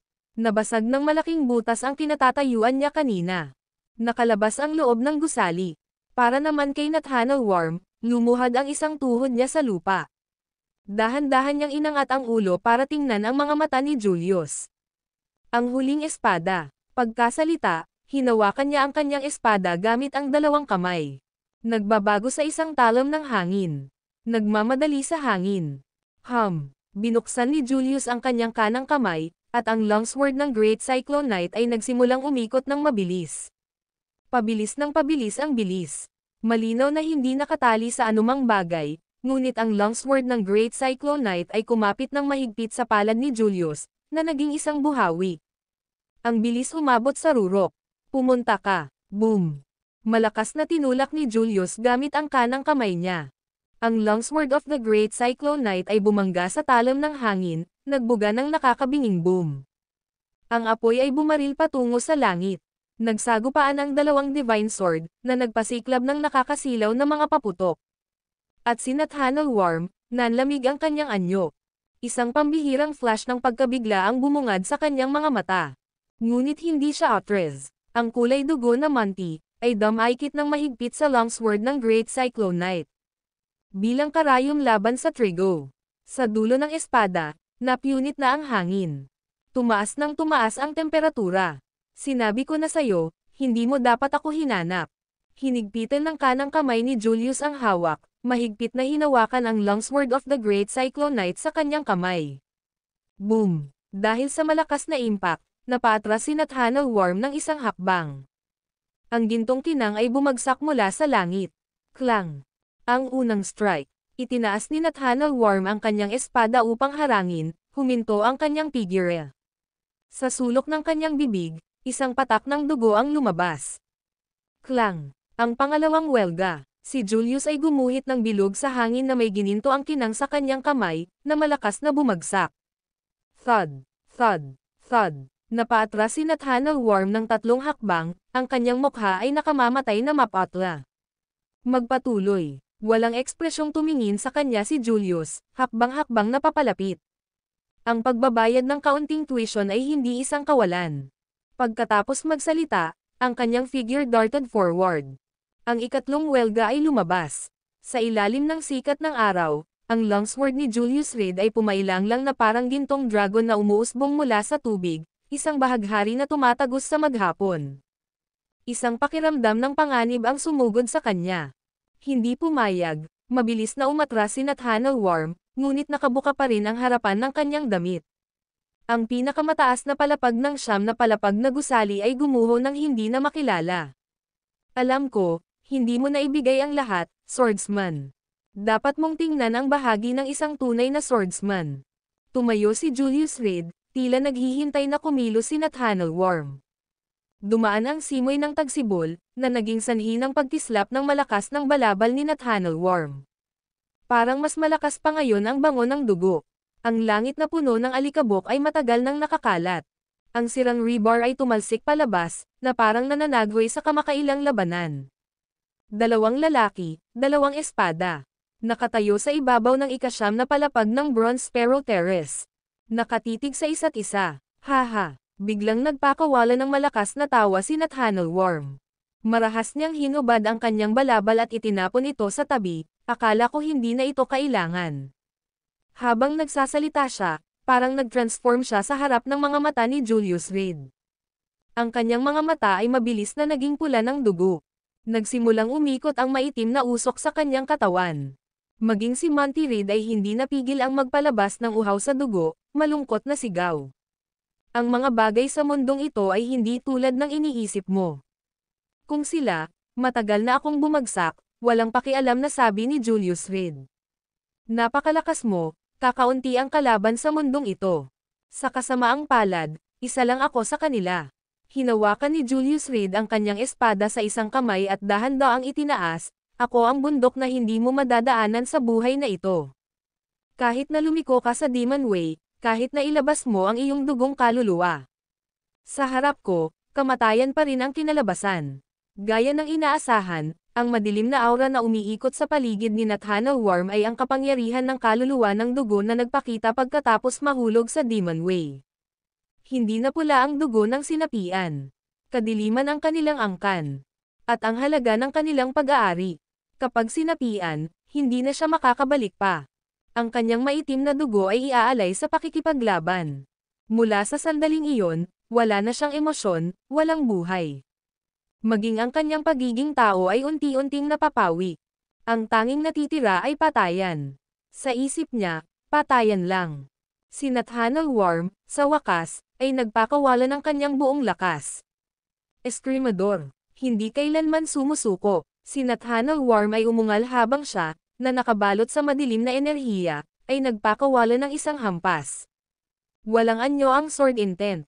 Bago maging possession, dalisay na ang kanyang sword intent. Ngayon, ito ay mas katangi tangi. Hey, yun lang ba? Si Julius Reed ay sumugod. Ang longsword sa kanyang kamay ay parang anino, laslas ng 18 beses na sunod-sunod. 18 sinag ng sword light ang bumangga sa Nathaniel Worm's sword chi. Dumagundong ang kulog. Ang Gonzales City, sa hindi inaasahang pagkakataon, ay muling bumuhos. Ngunit ang ulan na ito ay bumagsak lamang sa ibabaw ng Bronze Sparrow Terrace. Ang tao at ang espada ay iisa. Napapikit ng mariin ang mga mata ni Nathaniel Worm, ang kanyang mga facial features ay naglilikot sa sobrang sakit. Sa hangin, mayroon lamang natitirang imahe. Isang madugong natitirang imahe. Si Monty Reed, na umiikot sa madilim na liwanag, ay naging isang bahid ng pulang dugong kinang, diretsong bumaril kay Julius Reed. Ang longsword ni Julius Reed sa kanyang kamay ay umikot ng napakabilis, pagkatapos ay pumutok, bumaril sa langit. Ang susunod na sandali, dumating ang kinang ng dugo. Boom! Sinalo ni Julius Reed ang hubad na talam gamit ang kanyang mga kamay. Sa kanyang palad, ang mga agos ng puting chi ay bumabalot kay Monty Reed, sinusubukang pigilan ang pagsulong ng pulang dugong longsword. Haha! Tumawa ng malakas si Nathaniel Worm na humarap mismo kay Julius Reed. Ang espada ay unti-unting lumubog ng mas malalim. Palapit sa katawan ni Julius Reed. Wala pang 10 sentimetro ang layo. 10 sentimetro pa, at makakarating ito sa puso. 7 sentimetro, 3 sentimetro, 1 sentimetro. Sa mga mata ni Nathaniel Worm, may galit. Kaunti na lang, at si Julius Reed ay walang alinlangan na mamamatay. Tumingin ka sa langit. Sa pagkakataong ito ay biglang nagsalita si Julius Reed. Sinusubukang mag-bluster. Naningkit ang mga mata ni Nathaniel Worm. Ngunit kaagad pagkatapos, napagtanto niya ang panganib. Nang tumangala si Nathaniel Worm, nakita niya ang isang bahid ng gintong liwanag na bumagsak mula sa itaas. Gusto niya itong harangan. Ngunit ang longsword ay mahigpit na hinawakan ni Julius Reed. Splurge! Isang espadang tumagos sa puso. Nahati sa dalawa si Nathaniel Worm. Ang maitim na dugo ay tumalsik kung saan-saan. Sabi ko, mahina ka. Ibinuka ni Julius Reed ang kanyang palad, kung saan nanatili ang mga bakas ng dugo. Ngunit, hindi na ito mahalaga. Kinuha niya ang longsword mula sa lupa at subconsciously na sumulyap sa kanyang Rolex sa kanyang palso. Nang makita niya ang kanyang hubad na palso, bigla niyang naalala, na ibigay na pala ang Rolex. Ang video na ito ay edited by Urban Storytelling. Kabanata 10:17, isang hindi inaasahang pangyayari nang tumalon si Julius Reed pababa mula sa gusali. Biglang nanginig si Monty Reed sa rooftop. Pagkatapos, umakyat si Nathaniel Worm mula sa ikasyam na palapag. Ang mga nabasag na bangkay sa lupa ay naging balabal na inihagis niya kanina. Ngunit ang dugo ay totoo. Dugo iyon ni Nathaniel Worm. Punit-punit na ang balabal. Nabasag na rin ang mata nito. Ubo. Mahinang tumingkayad si Nathaniel Worm sa rooftop na puno ng dugo. Ang kanyang kanang braso ay malinis na naputol, na nagpapakita ng puting buto na umaagos ng dugo. Ngunit sa wakas, naligtas ang kanyang buhay. Kung hindi niya natutunan ang mga diskarteng Nagel iligtas buhay ng Boulevard Swordsmanship pagkatapos na maging demonyo. Malamang matagal na siyang naging pool ng dugo. Patay na hindi na makilala. Pwede bang? Hinding-hindi ko siya matatalo sa buhay na ito. Nakaupo si Nathaniel Worm na nakadapa sa rooftop, puno ng kawalan ng pag-asa ang kanyang mga mata. Kahit na tuluyang binaliwala ang dumudugo niyang kanang balikat. Patak-patak, tumulo ang madilim na dugo sa rooftop. Hindi, kaya kota. Nanginginig siya habang binuhat si Monty Reed at naglaho mula sa tansong pawikan. Isang simoy ng hangin ang dumaan. Ang mga piraso ng balabal ay kumalat sa hangin. Ngunit ang madilim na kulay na dugo ay namuo sa semento. At unti-unting natuyo. Kuwit. Umalis sa Copper Turtle Dove Pavilion, dumiretso si Julius Reed sa 5 State International Building. Nagkataon na naabutan niya ang siksikan ng trapiko sa umaga. Medyo mabagal ang pagtawag ng helicopter, kaya sumakay na lang siya ng shared bike sa tabing kalsada. Kahit na maaaring isipin ng mga tao na peke ang Rolex sa kanyang palso. Bagamat wala siyang Rolex, mabilis ang bisikleta. Walang tigil ang pagpedal ng mga paa ni Julius Reed, ang kadena ng bisikleta ay kumikinang dahil sa alitan. Kahit na maraming electric scooter ang naiwan. Ngunit ang 5 State International ay medyo malayo mula sa Copper Turtle Dove Pavilion. Ang isa ay nasa sentro ng lungsod, at ang isa ay nasa suburb. Nag-aapoy siya sa pagkainip, kuwit. Sa sandaling ito, sa 5 State International Building. Umalis si Otis Radcliffe sa masamang kalagayan. Ngunit hindi siya umalis ng sasakyan, sa halip, hinintay niya ang paparating na magandang palabas. Lalabas ang third brother ng Leopold family at pagkatapos ay mamamatay sa harap ni Keller Radcliffe. Pampublikong pagpatay. Ito ay hindi maliit na krimen. Para lang dito, sapat na para makulong ng tuluyan si Keller Radcliffe. Sa pag-iisip ng kahihiyang naranasan niya, mahigpit na ikinuyom ni Otis Radcliffe ang kanyang mga kamao sa upuan ng kotse. Kamusta ang arrangement? Tanong niya sa driver sa harap. Handa na ang lahat, gagawa ang ating mga tao ng kaguluhan, ilalayo ang mga bodyguard ni Julius Reed, at pagkatapos ay sasamantalahin ng third brother ng Leopold family ang pagkakataon na pumunta at magpakamatay. Nagsalita ang driver sa mabigat na tono. Ano ang tungkol sa cameraman? Medyo nag-aalala si Otis Radcliffe. Ang orihinal na plano ay gamitin ang sway ng publiko upang makakuha ng access sa mga surveillance camera ng 5-State International. Ngunit ngayon, lahat ay sumasamba kay Itay Huntington, at kahit na pinatay ni Kela Radcliffe ang isang tao sa publiko, ang mga taong ito ay maaaring magpanggap na hindi ito nakikita. Damn it! Hindi akalain ni Otis Radcliffe na si Julius Reed ang magiging chairman ng Wilson Group. Paano niya nalalabanan ang laban na ito ngayon? Iyon ay isang komersyal na behemoth. Ang buong Gonzales City na pinagsama ay hindi sapat para sa Wilson Group na lunukan sa isang kagat. Akala niya nakauwi na siya sa kaluwalhatian. Now thinking back, naramdaman ni Otis Radcliffe ang nakakapasong sakit sa kanyang mukha. Kung gayon, huwag mo akong sisihin sa pagiging walang awa. Sa loob ng 5-State International Lobby, ang mga negosyanteng kalalabas pa lang sa meeting room ay nagsisiksikan sa paligid ni Kela Radcliffe at Itay Huntington, na nagsisimulang purihin sila ng walang tigil. Isang malaking kaibahan sa kanilang dating saloobin, ang mismong mga taong ito na ilang oras na ang nakalipas ay sumisigaw na umalis si Itay Huntington ng may dignidad, ngayon ay umaawit sa kanyang mga papuri. Noon lang, maraming figure ang sumugod. Miss Kela Radcliffe, umaasa kaming makapanayam ka. Ang mga taong ito ay nagpanggap na mga reporter at mabilis na lumapit. Alerto na hamarang sina Terry Moore at Karen sa harap ni Kela Radcliffe, naiinip na itinaboy sila, umalis ka. Ngunit ang mga taong iyon, nang hindi nagsasalita ng isa pang salita, ay pinilit na dumaan. Protektahan si Kela Radcliffe. Inilabas ni Terry Moore ang kanyang manggas, ipinakita ang Rolex sa kanyang palso. Bang! Bang! Ilang suntok pababa, pinabalik niya ang mga taong ito. Ngunit bago pa siya makahinga, 12-dosenang tao pa ang sumugod mula sa pinto. Sa katunayan, mahirap labanan ang napakaraming bilang. Siguradong kaya niyang lumaban at manalo. Ngunit sa 12-dosenang mga tao ng sabay-sabay, hindi niya matiyak ang kaligtasan ni Kela Radcliffe. Nagkataon lang, lumapit si Horton Moore kasama si Jensen Koch. Kuya Dragon, oras na para kumilos, paano ang panlunas? Nakangiti siya habang nagsasalita, kunin mo. Si Jensen Koch ay naglabas ng isang itim na tableta mula sa kanyang dibdib at inilagay ito sa kamay ni Horton Moore, nagkasundo kami sa 30 bilyon. Kung wala, alam mo kung ano ang kaya ko. Naiintindihan. Nilunok ni Horton Moore ang tableta at nag-thumbs up, Kuya Dragon, napakabait mo. Nakikita mo ba ang babaeng iyon? Asawa yan ni Julius Reed. Bahagyang kumunot ang noo ni Jensen Koch, naguguluhan, bakit ganoong kaguluhan? 12-dosenang mga tao ang nakapalibot sa kanila, at bagamat patuloy na humahampas si Terry Moore, itinulak na ng mga taong iyon palayo sina Miguel Abbott at Stanislaus Potter at nagsimulang lumapit kay Kela Radcliffe. Perpekto, may tumulong. Nagulat din si Horton Moore, hindi niya inaasahan na napakaraming bodyguard ni Kela Radcliffe sa tabi niya. Whoosh! Bago pa makagalaw ang isa sa kanila, isang figure ang dumaan.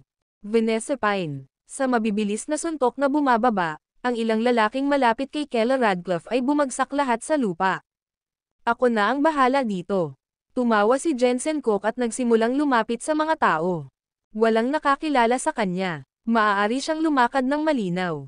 Ang hindi napansin ni Jensen Koch, gayunpaman, ay si Horton Moore ay tahimik na nadulas. Ang kasanayan sa pag-secure ng lugar sa buhay ay ang laging magtago sa likod ng mga eksena. Kahit sino ang mamatay, laging nabubuhay si Horton Moore. Sa bagay na ito, siya ay katulad ni Devlin. Natakot siya sa isang iglap, sumakay sa isang sedan, at dumiretso sa Gonzales City Airport. Tagumpay man o hindi, kailangan muna niyang makaalis. Ngunit hindi napansin ni Jensen Koch. Ibinuka niya ang kanyang bibig, at isang lason na karayom ang bumaril. Whoosh! Mag-ingat ka! Itinulak ni Vanessa Pine si Kela Radcliffe, at ang lason na karayom ay dumaan sa ulo ni Kela, na nakalagay sa isang konkretong haligi. Naglalaro ng madumi. Nang makita si Jensen Koch, tumalon si Vanessa Pine at nagwalas gamit ang kanyang kanang binti. Samantala, habang nagtatago sa karamihan, agad na tumakbo si third brother ng Leopold family sa harapan ni Kela Radcliffe. Idiniin niya ang kamay ni Kela sa hawakan ng maliit na kutsilyo. Thud! Isang kutsilyo ang bumulusok sa sarili niyang puso. At pagkatapos, nahulog siya sa lupa, naninigas. Sabay-sabay, si Templeton Lena ay pinalayas. Okay ka lang ba? Kara-rating lang niya mula sa Bronze Sparrow platform at nakita ang mapanganib na eksenang ito. Sa kabutihang palad, walang malubhang pinsala.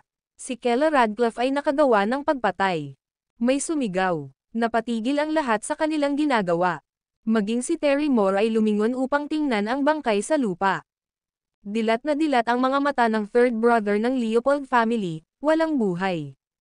Isang kutsilyo ang nakatusok sa kanyang dibdib. Patuloy ang paglabas ng dugo.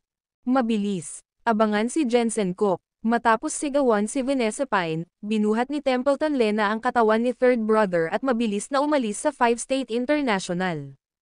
Ngunit marami na ang kumuha ng litrato. At mabilis silang naipost online. Walang oras para sa sino man na tanggalin ang ebidensya. N-Omicron G, S-Omicron. Ang bulwagan ay natahimik. Napabuntong hininga ang lahat, hindi sigurado kung ano ang gagawin. Bang! Sa kabilang banda, sinipan ni Vanessa Pine si Jensen Cook, pinalipad siya. Ngunit bago pa siya makahampas muli, ilang makamandag na ahas ang lumipad palabas. Sa oras na pinutol ni Vanessa Pine ang mga makamandag na ahas, nalaman niyang nawala na si Jensen Cook. Damn it! Napaungol siya sa frustration. Ngunit biglang tumunog ang mga sirena. Maraming mga opisyal ang sumugod, na nakapalibot sa lugar. Masyadong nagkataon. Dapat may tumawag ng pulis ng maaga. Kung hindi, paano na pagkatapos ng dapat na pagpatay ni Kela Radcliffe, dumating ang mga sasakyan ng pulis? Sino si Kela Radcliffe? Humakbang pasulong ang nangungunang opisyal, hawak ang video na kakapost lang online. Ang kutsilyo. Lumingalinga ang opisyal at sumenyas, at maingat na kinuha ng ibang mga opisyal ang kutsilyo mula sa lupa. Si Templeton Lena ay biglang tumakas, kinuha ang katawan ngunit hindi sinasadyang iniwan ang kutsilyo.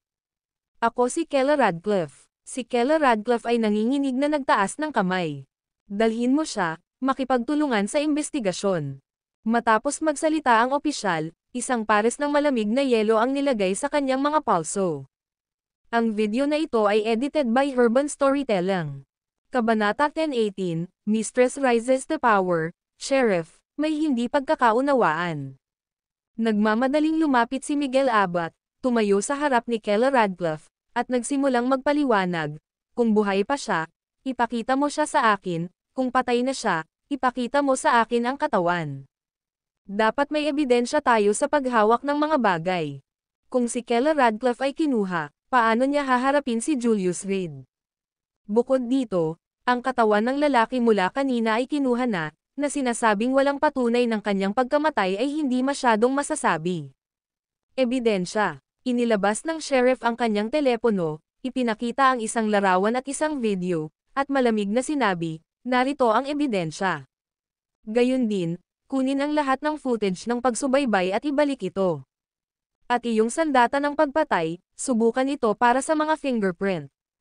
Nang matapos siya, sinimulang ihatid ng opisyal sa likod niya si Kela Radcliffe patungo sa pintuan. Maghintay ka. Nakita ni Terry Moore ang gulo at agad na humakbang pasulong.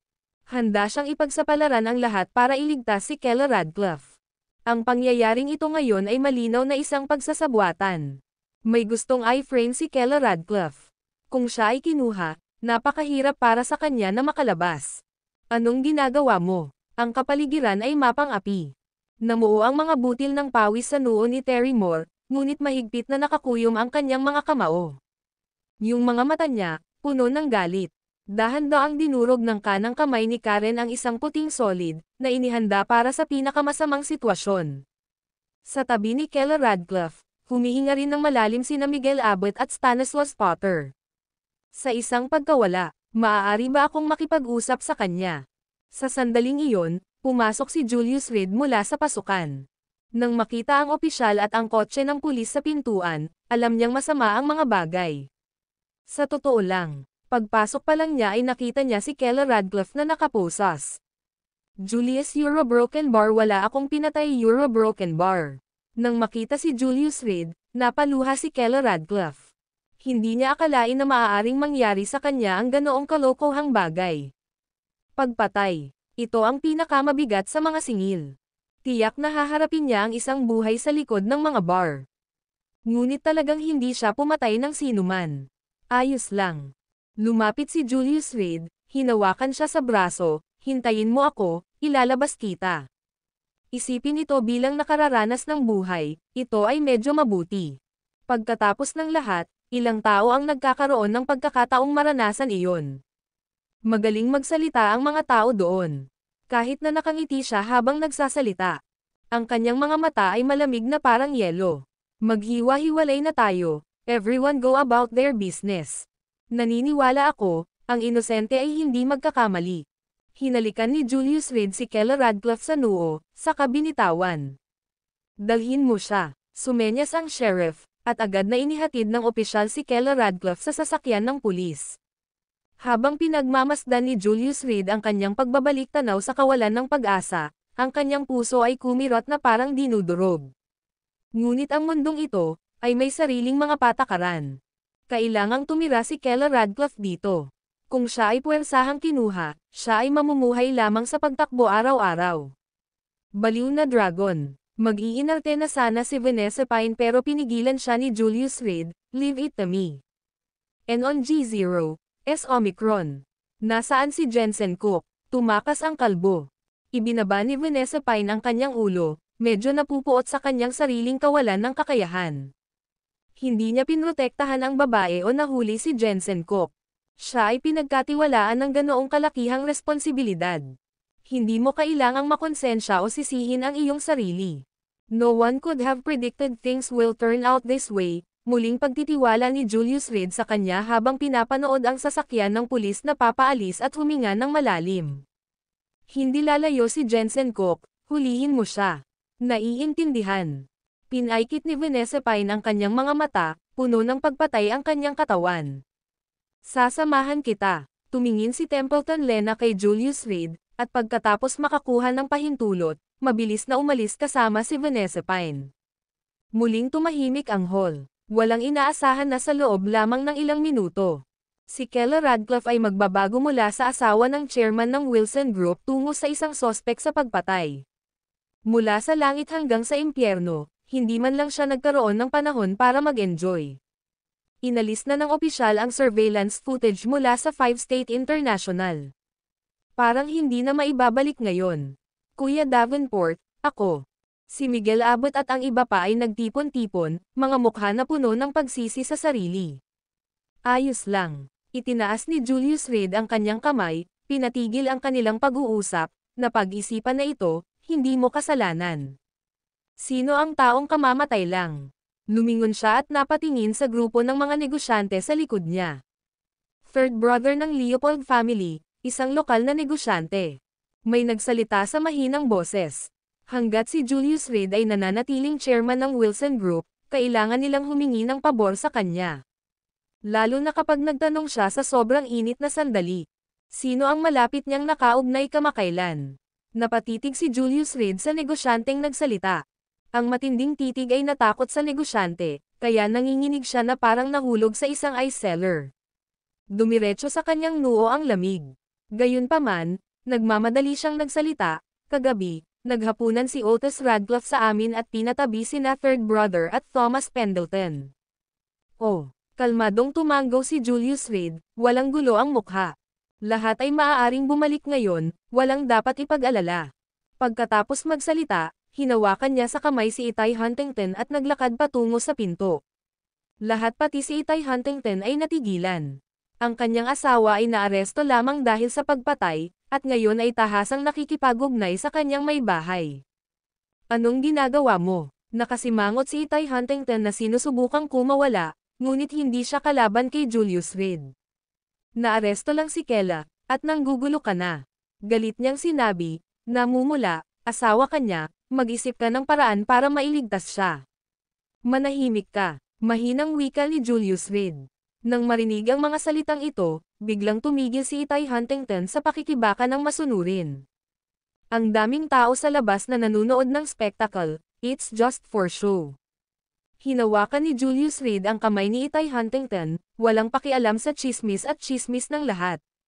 Palagi siyang kumikilos ayon sa gusto niya, hindi kailanman nababahala sa anumang komento o iniisip. Kung hindi, kung gaano kapagod iyon. Ang pag-promote, paggawa ng kayamanan, pagkawala ng asawa, ang tatlong pinakadakilang kagalakan sa buhay. May nagkomento sa likod nila. Eksakto, masasabi lang na malas si Kela. Ngayon ang may bahay ay tumataas sa okasyon at umani ng mga benepisyo. No wonder na nakasama ang balo na ito kay Julius Reed, alam niya nang maaga na siya ang chairman ng Wilson Group. Ang pagsikat ng may bahay na ito ay talagang sa pamamagitan ng libro. Ang mga salita ng mga tao ay maaaring nakakatakot. Ngunit walang pakialam si Julius Reed. Paglabas niya ng pinto, dahan-daw ang ibinaba ng isang itim na sedan ang bintana nito. Beer-in-law. Iniangat ni Otis Radcliffe ang kanyang ulo, nakangiting bati, narinig ko na kinuha ang aking kapatid na babae para sa pagpatay. Pinagmasdan ng mabuti ng kanyang mga mata ang mukha ni Julius Reed, umaasang makakita ng senyales ng pagkabalisa o galit. Gayunpaman, muli siyang nabigo. Walang bakas ng kalungkutan sa mukha ni Julius Reed. Kahit kaunting katangahan. Sorry, hindi nakita bayaw. Lumapit si Julius Reed kay Otis Radcliffe. Itinaas ang kamay na hawak niya kay Itay Huntington, ito ang bago kong kasintahan. Hey! Umikot ang ekspresyon ni Otis Radcliffe. Lahat ba ng pagmamahal niya sa kapatid ay kasinungalingan? Kahit sino pa ang kapatid ko, palagi kang magiging bayaw ko. Ibinaba niya ang bintana ng sasakyan, hindi kapani-pani walang malungkot ang kanyang mukha. Bakit? Bakit hindi nagalit si Julius Reed na inaresto si Kela? Wala itong saysay. Whoosh! Noon lang, nabasag ang bintana ng sasakyan. Bago pa man magkaroon ng pagkakataong makarecover si Otis Radcliffe, naramdaman niyang may malaking kamay na humawak sa kanyang leeg at marahas na hinayla siya palabas ng sasakyan. Whoosh! Ngayon sa board meeting, pinahiya mo ang aking bagong kasintahan, kaya nagpa siya akong magpalipos ng gabi kasama ka. Pinasadahan ni Julius Reed si Otis Radcliffe sa kotse na may mapaglarong tingin, tingnan natin kung mayroon akong 1,000 paraan para mawala ka. Pagkasabi noon ay hinawakan niya ang kamay ni Itay Huntington at sumakay sa isang sports car. Habang pinapanood ang sports car na lumalayo, hinawakan ni Otis Radcliffe ang kanyang lalamunan, nanginginig sa takot. Damn it, maghintay ka lang. Kinuha niya ang kanyang telepono at dinial ang numero ng iyong master. Ang video na ito ay edited by Urban Storytelling. Kabanata 11:19, ang Poison King of the World. Pagkabalik sa mansyon, umupo si Julius Reed sa sofa, walang humpay na kinakalikot ang maliit na kutsilyo sa kanyang mga kamay. Kung ang sino mang nakakaunawa sa kanya ay nakakita ng eksenang ito, tiyak na malalaman nilang umalis ng matalino. Ito ay tanda ng galit ni Julius Reed. Hanggat naglalaro siya ng maliit na kutsilyo, may mamamatay. Nakaupo si Itay Huntington sa sofa sa tapat niya, nalilito. Sobrang balisa, talagang sabik na sabik siya. Kung hindi, baka ipapalabas ko siya sa lantad, patas at parisukat. Inalis ni Julius Reed ang kutsilyo at binuksan ang telebisyon. Ayon sa mga saksi, ang general manager ng Gonzales City Business Alliance na si Kela Radcliffe, ay sinaksak ang isang lalaki hanggang sa mamatay gamit ang isang punyal sa panahon ng kaguluhan. Inaresto na siya ngayon ng pulisya, at naghihintay kami ng karagdagang ulat. Nang matapos magsalita ang Gonzales City TV host, pinutol ang screen sa harap. May hawak na mikropono ang isang reporter, na nakikipagpanayam sa isang tinatawag na saksi. Hello, nasa eksena ka ba noong nangyari ito? Oo. Wala pang 2 metro ang layo ko sa Kela Radcliffe. Magulo ang sitwasyon noong mga oras na iyon, malamang na may gustong sabihin si third brother ng Leopold family, at dahil dito, naglabas si Kela Radcliffe ng punyal at sinaksak siya mismo sa dibdib. Sinabi ng saksi, na puno ng takot ang mukha, sino ang mag-aakalang si Pangulong Radcliffe, kadalasang napakaamo, ay maaaring maging napakalupit sa kanyang mga aksyon. Siyempre, baka kinakabahan siya. Kung tutuusin, napakagulo ng eksena, at marami ang gustong magpa-interview sa kanya. Personal mo bang nakita si Keller Radcliffe na gumawa ng pagpatay?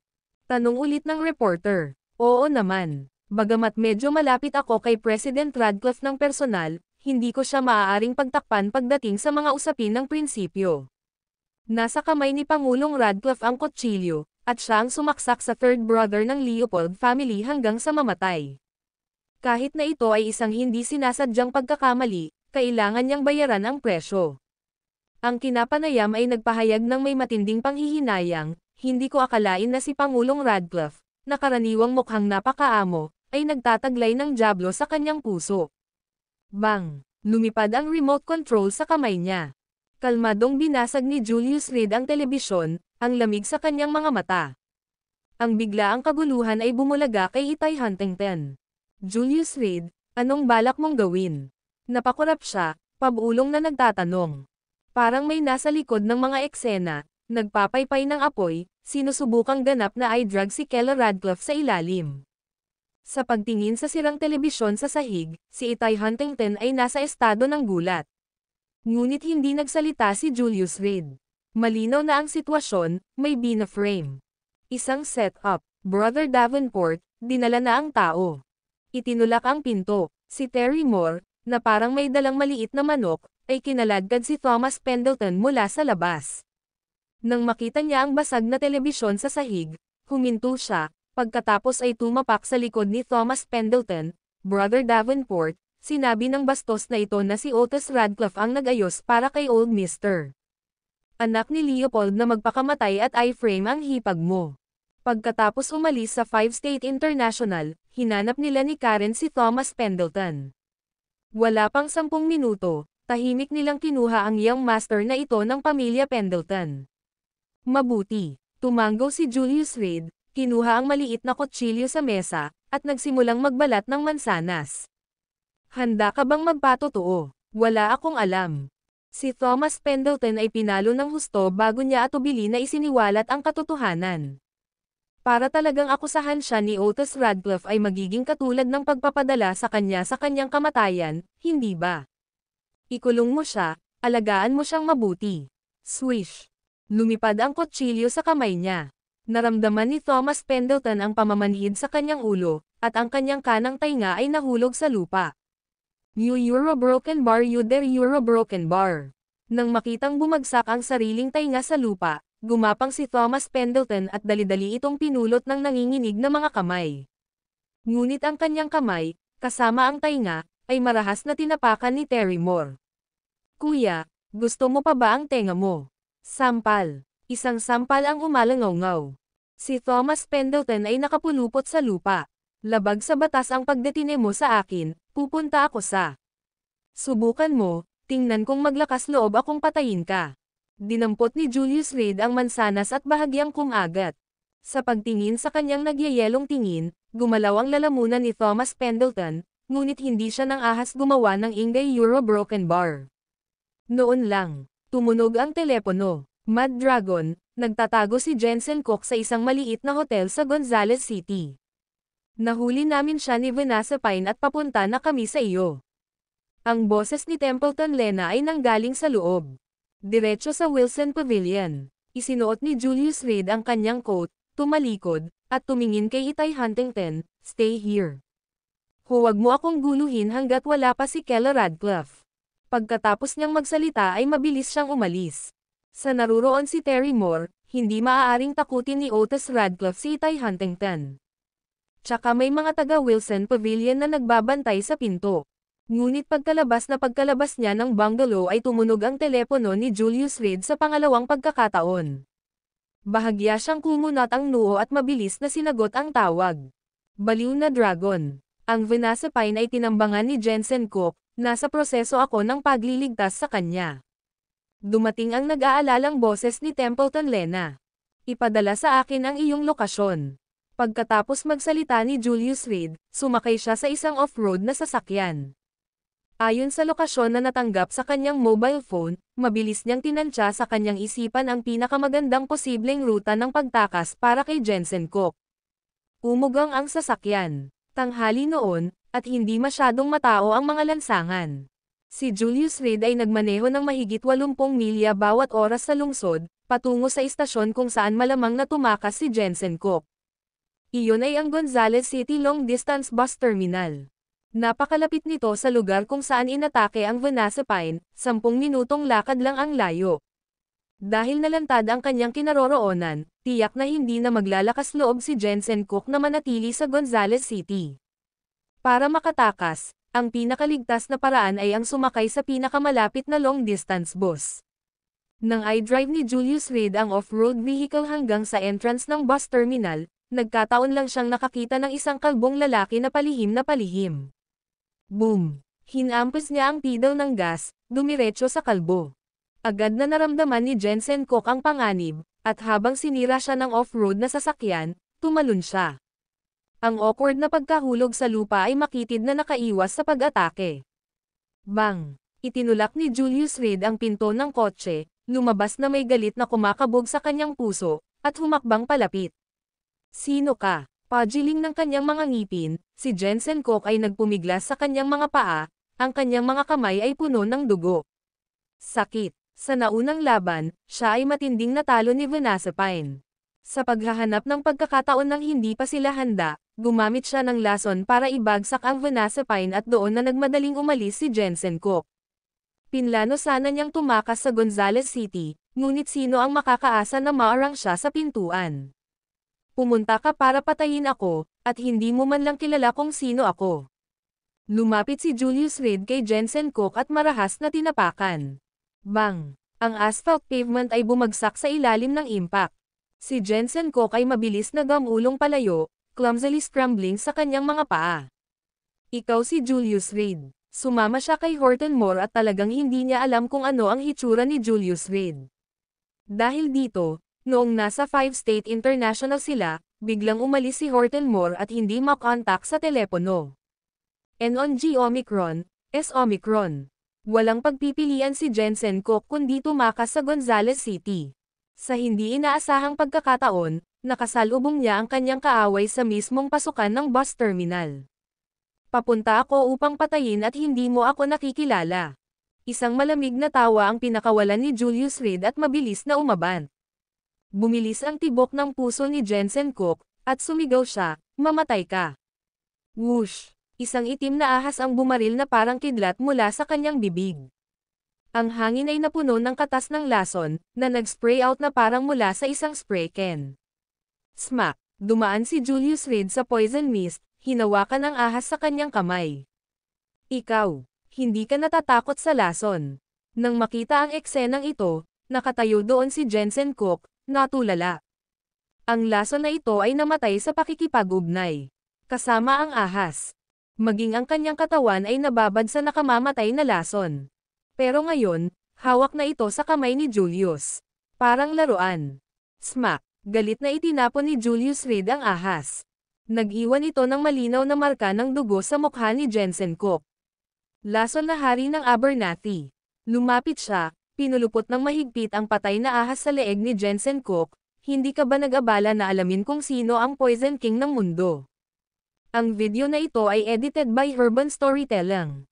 Kabanata 1020. Ayos ba ang iyong bituka? Sa kama sa loob ng Copper Sparrow platform.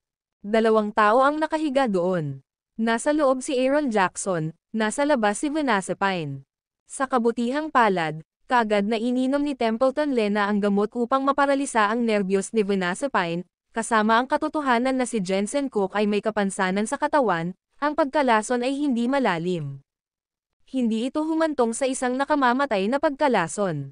Ngunit ang sitwasyon ay malayo pa rin sa pag-asa. Bang! Itinulak ang pinto. Si Julius Reed, karga-karga si Jensen Cook na napuno ng dugo na parang patay na aso, ay itinapon siya sa lupa. His! Sa leeg ni Jensen Cook, ang ahas na iyon ay galit na galit pa rin na pumipitik ng dila. Ang antidote. Kinuha ni Cosmo ang isang upuan at napaupo si Julius Reed dito, malamig na nagsalita. Wala naman. Buong pagmamalaki ni Jensen Cook, ako, kung tutusin, ang Poison King ng Abernathy, kinukuha mo ba talaga ako para sa isang maliit na prito? Ibinaling niya ang kanyang ulo upang tingnan ang 2 tao sa kama, at sinabing may labis na kasiyahan, ang pagkalagkad ng 2 tao kasama ko, sulit. Ang lason ay kanyang gawain. Ang epekto, alam na alam ito ni Jensen Kook. Sa loob ng wala pang 3 oras, ang 2 ito ay tiyak na mamamatay sa lason. Matigas ba ang iyong mga buto? Yumuko si Julius Reed at hinawakan ang kalbong ulo ni Jensen Kook. 5 daliri ang halos bumaon sa laman. His. Huminga ng malalim si Jensen Kook at sinabing may malamig na tawa, kung nagmamakaawa ka sa akin, maaari kong isaalang-alang na iligtas sila, ngunit sa ugali mo.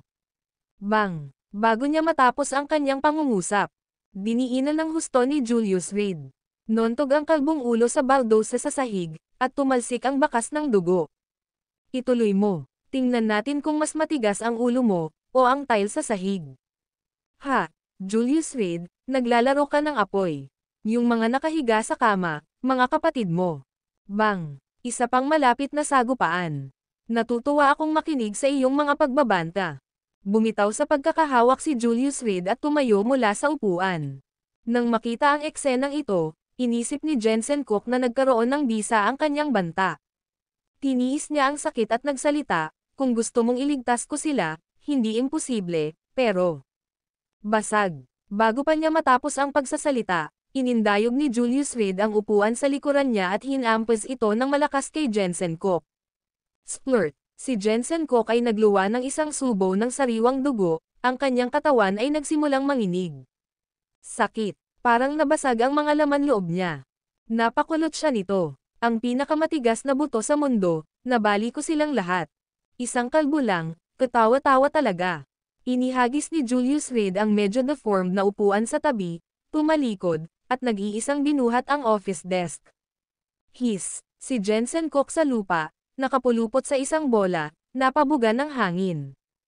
Ang desk ng opisina ay tumimbang ng mahigit 100 libra. Solid na kahoy. Kung iyon ay madudurog, tiyak ang kamatayan. Gusto niyang tumakas, pero parang nalaglag ang katawan niya. Hindi siya makagalaw. Papalapit na si Julius Reed, mamamatay tao ang intensyon sa kanyang mga mata. Kuya, kalmado ka. Sa kritikal na sandali, sumabog si Karen at humakbang sa harapan ni Julius Reed, hayaan mo akong gawin ito, kukumbinsihin ko siya.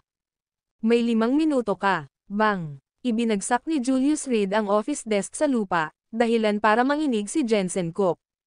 Nagsimula pang ang umangat ang mga tiles sa sahig dahil sa impact. Kuya, nag-squat si Karen sa harap ni Jensen Kook, natatawa, narinig kong naglason ka. Hey! Pinaikit ni Jensen Kook ang kanyang mga mata at naglabas ng pilak na karayom mula sa kanyang bibig. You, isang eksperto. Inipit ni Karen ang pilak na karayom sa pagitan ng kanyang mga daliri. Talagang poison master, pero nagkataon lang, ako rin.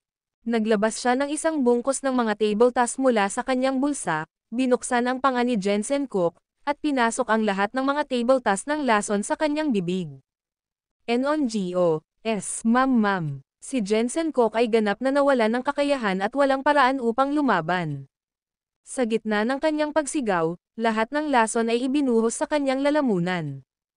Ikaw bastard, kahit mamatay ako, dumudugo sa bawat butas, dumaranas ng hindi mabata na sakit, hindi kita bibigyan ng panlunas. Galit niyang pinandilatan si Karen.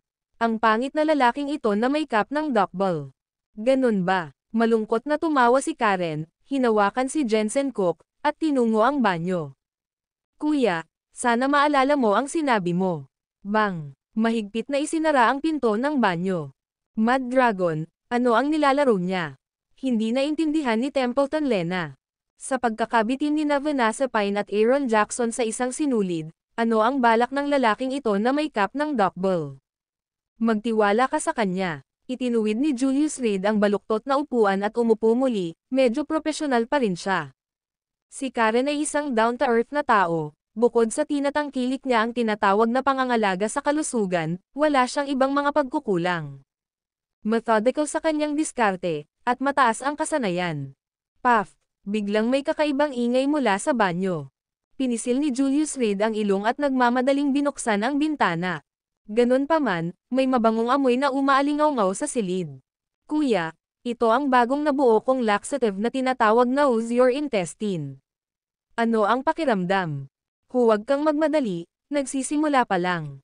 Mula sa banyo ay dinig na dinig ang walang pigil na tawa ni Karen. Bastos ka, gagawin kitang. Napaungol si Jensen Cook sa paghihirap.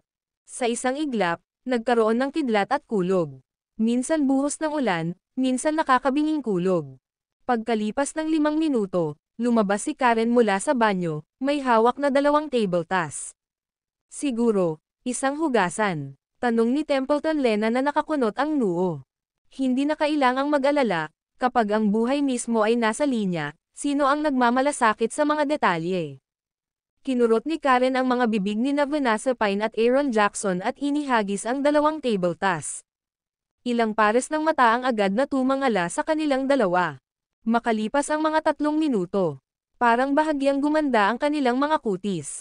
Ikaw na maliit na daga, bigyan mo ako ng mabilis na wakas. Pakiusap ko, pinainom na kita ng gamot, patayin mo na ako. Please, pwede ba? Mula sa banyo, matinis at desperado ang boses ni Jensen Cook. Ano ang dapat nating gawin? Tumingin si Karen kay Julius Reed. Paano pumatay? Nasa mood iyon ng kuya. Hindi siya direktang sinagot ni Julius Reed ngunit lumakad papunta kina Vanessa Pine at Aaron Jackson, idiniin ang kanyang mga kamay sa kanilang mga palso. Talagang bumubuti sila ngunit kailangan ng pahinga. Ang lason na ito ay mula sa kamandag ng hayop. Hindi maaaring agaran ang mga resulta. Ibitin mo siya, huwag mo pa siyang patayin. Naiinis na ikinaway ni Julius Reed ang kanyang kamay, isara mo muna ang pinto ng banyo. Hoy, kung gayon, iwanan natin siya sa buhay ng isang aso. Si Karen, na mukhang nasisiyahan sa kanyang sarili, ay inayos ang kanyang duckball cap at nagmamadaling isinara ang pinto. Patayin mo na lang ako. Pakiusap ko, huwag ka nang magsalita tungkol sa bituka, halos mailabas ko na ang dila ko. Mula sa banyo, dumating ang kawalan ng pag-asa at masakit na iyak ni Jensen Cook. Ito ay mas masahol pa sa kamatayan. Hindi niya pinangarap na haantong siya sa kabang-abang na nakahiga sa banyo, nababalot ng dumi. Cosmo, kayo ni Templeton Lena alagaan silang dalawa dito, aalamin ko kung paano ililigtas si Kella Radcliffe. Matapos matiyak muli ni Julius Reed na wala sa panganib sina Vanessa Pine at Aaron Jackson, mabilis siyang umalis sa establishmento. Pagkalabas pa lang niya ay tumawag na siya sa telepono, bantayan si Otis Radcliffe, at kung may lumabas sa The North Sea, gusto ko silang buhayin. Naiintindihan. Tumugon si Lillian Thompson, pagkatapos ay nag-alinlangan, tungkol sa ginang. Dapat ba akong magdala ng mga tao? Aalamin ko. Ang trabaho mo ay panoorin ang Otis Radcliffe, siguraduhing wala kaming mapalampas na mga lead. Umupo si Julius Reed sa SUV ngunit biglang napagtanto na may tao sa passenger seat. Itay Huntington, anong ginagawa mo dito? Agad niyang ibinaba ang telepono at sumimangot, hindi ito ang oras para gumala-gala. Natatakot ako. Kinusat ni Itay Huntington ang namumuong mga mata, kagat-labi. Ayos lang. Nang makita siyang ganito, hindi na napigilan ni Julius Reed ang sarili na pag-alitan pa siya. Natatakot ako. Habang nagsasalita siya, ibinagsak ni Itay Huntington ang sarili sa mga bisig ni Julius Reed. Nasa kamay niya ang isang matalim na punyal.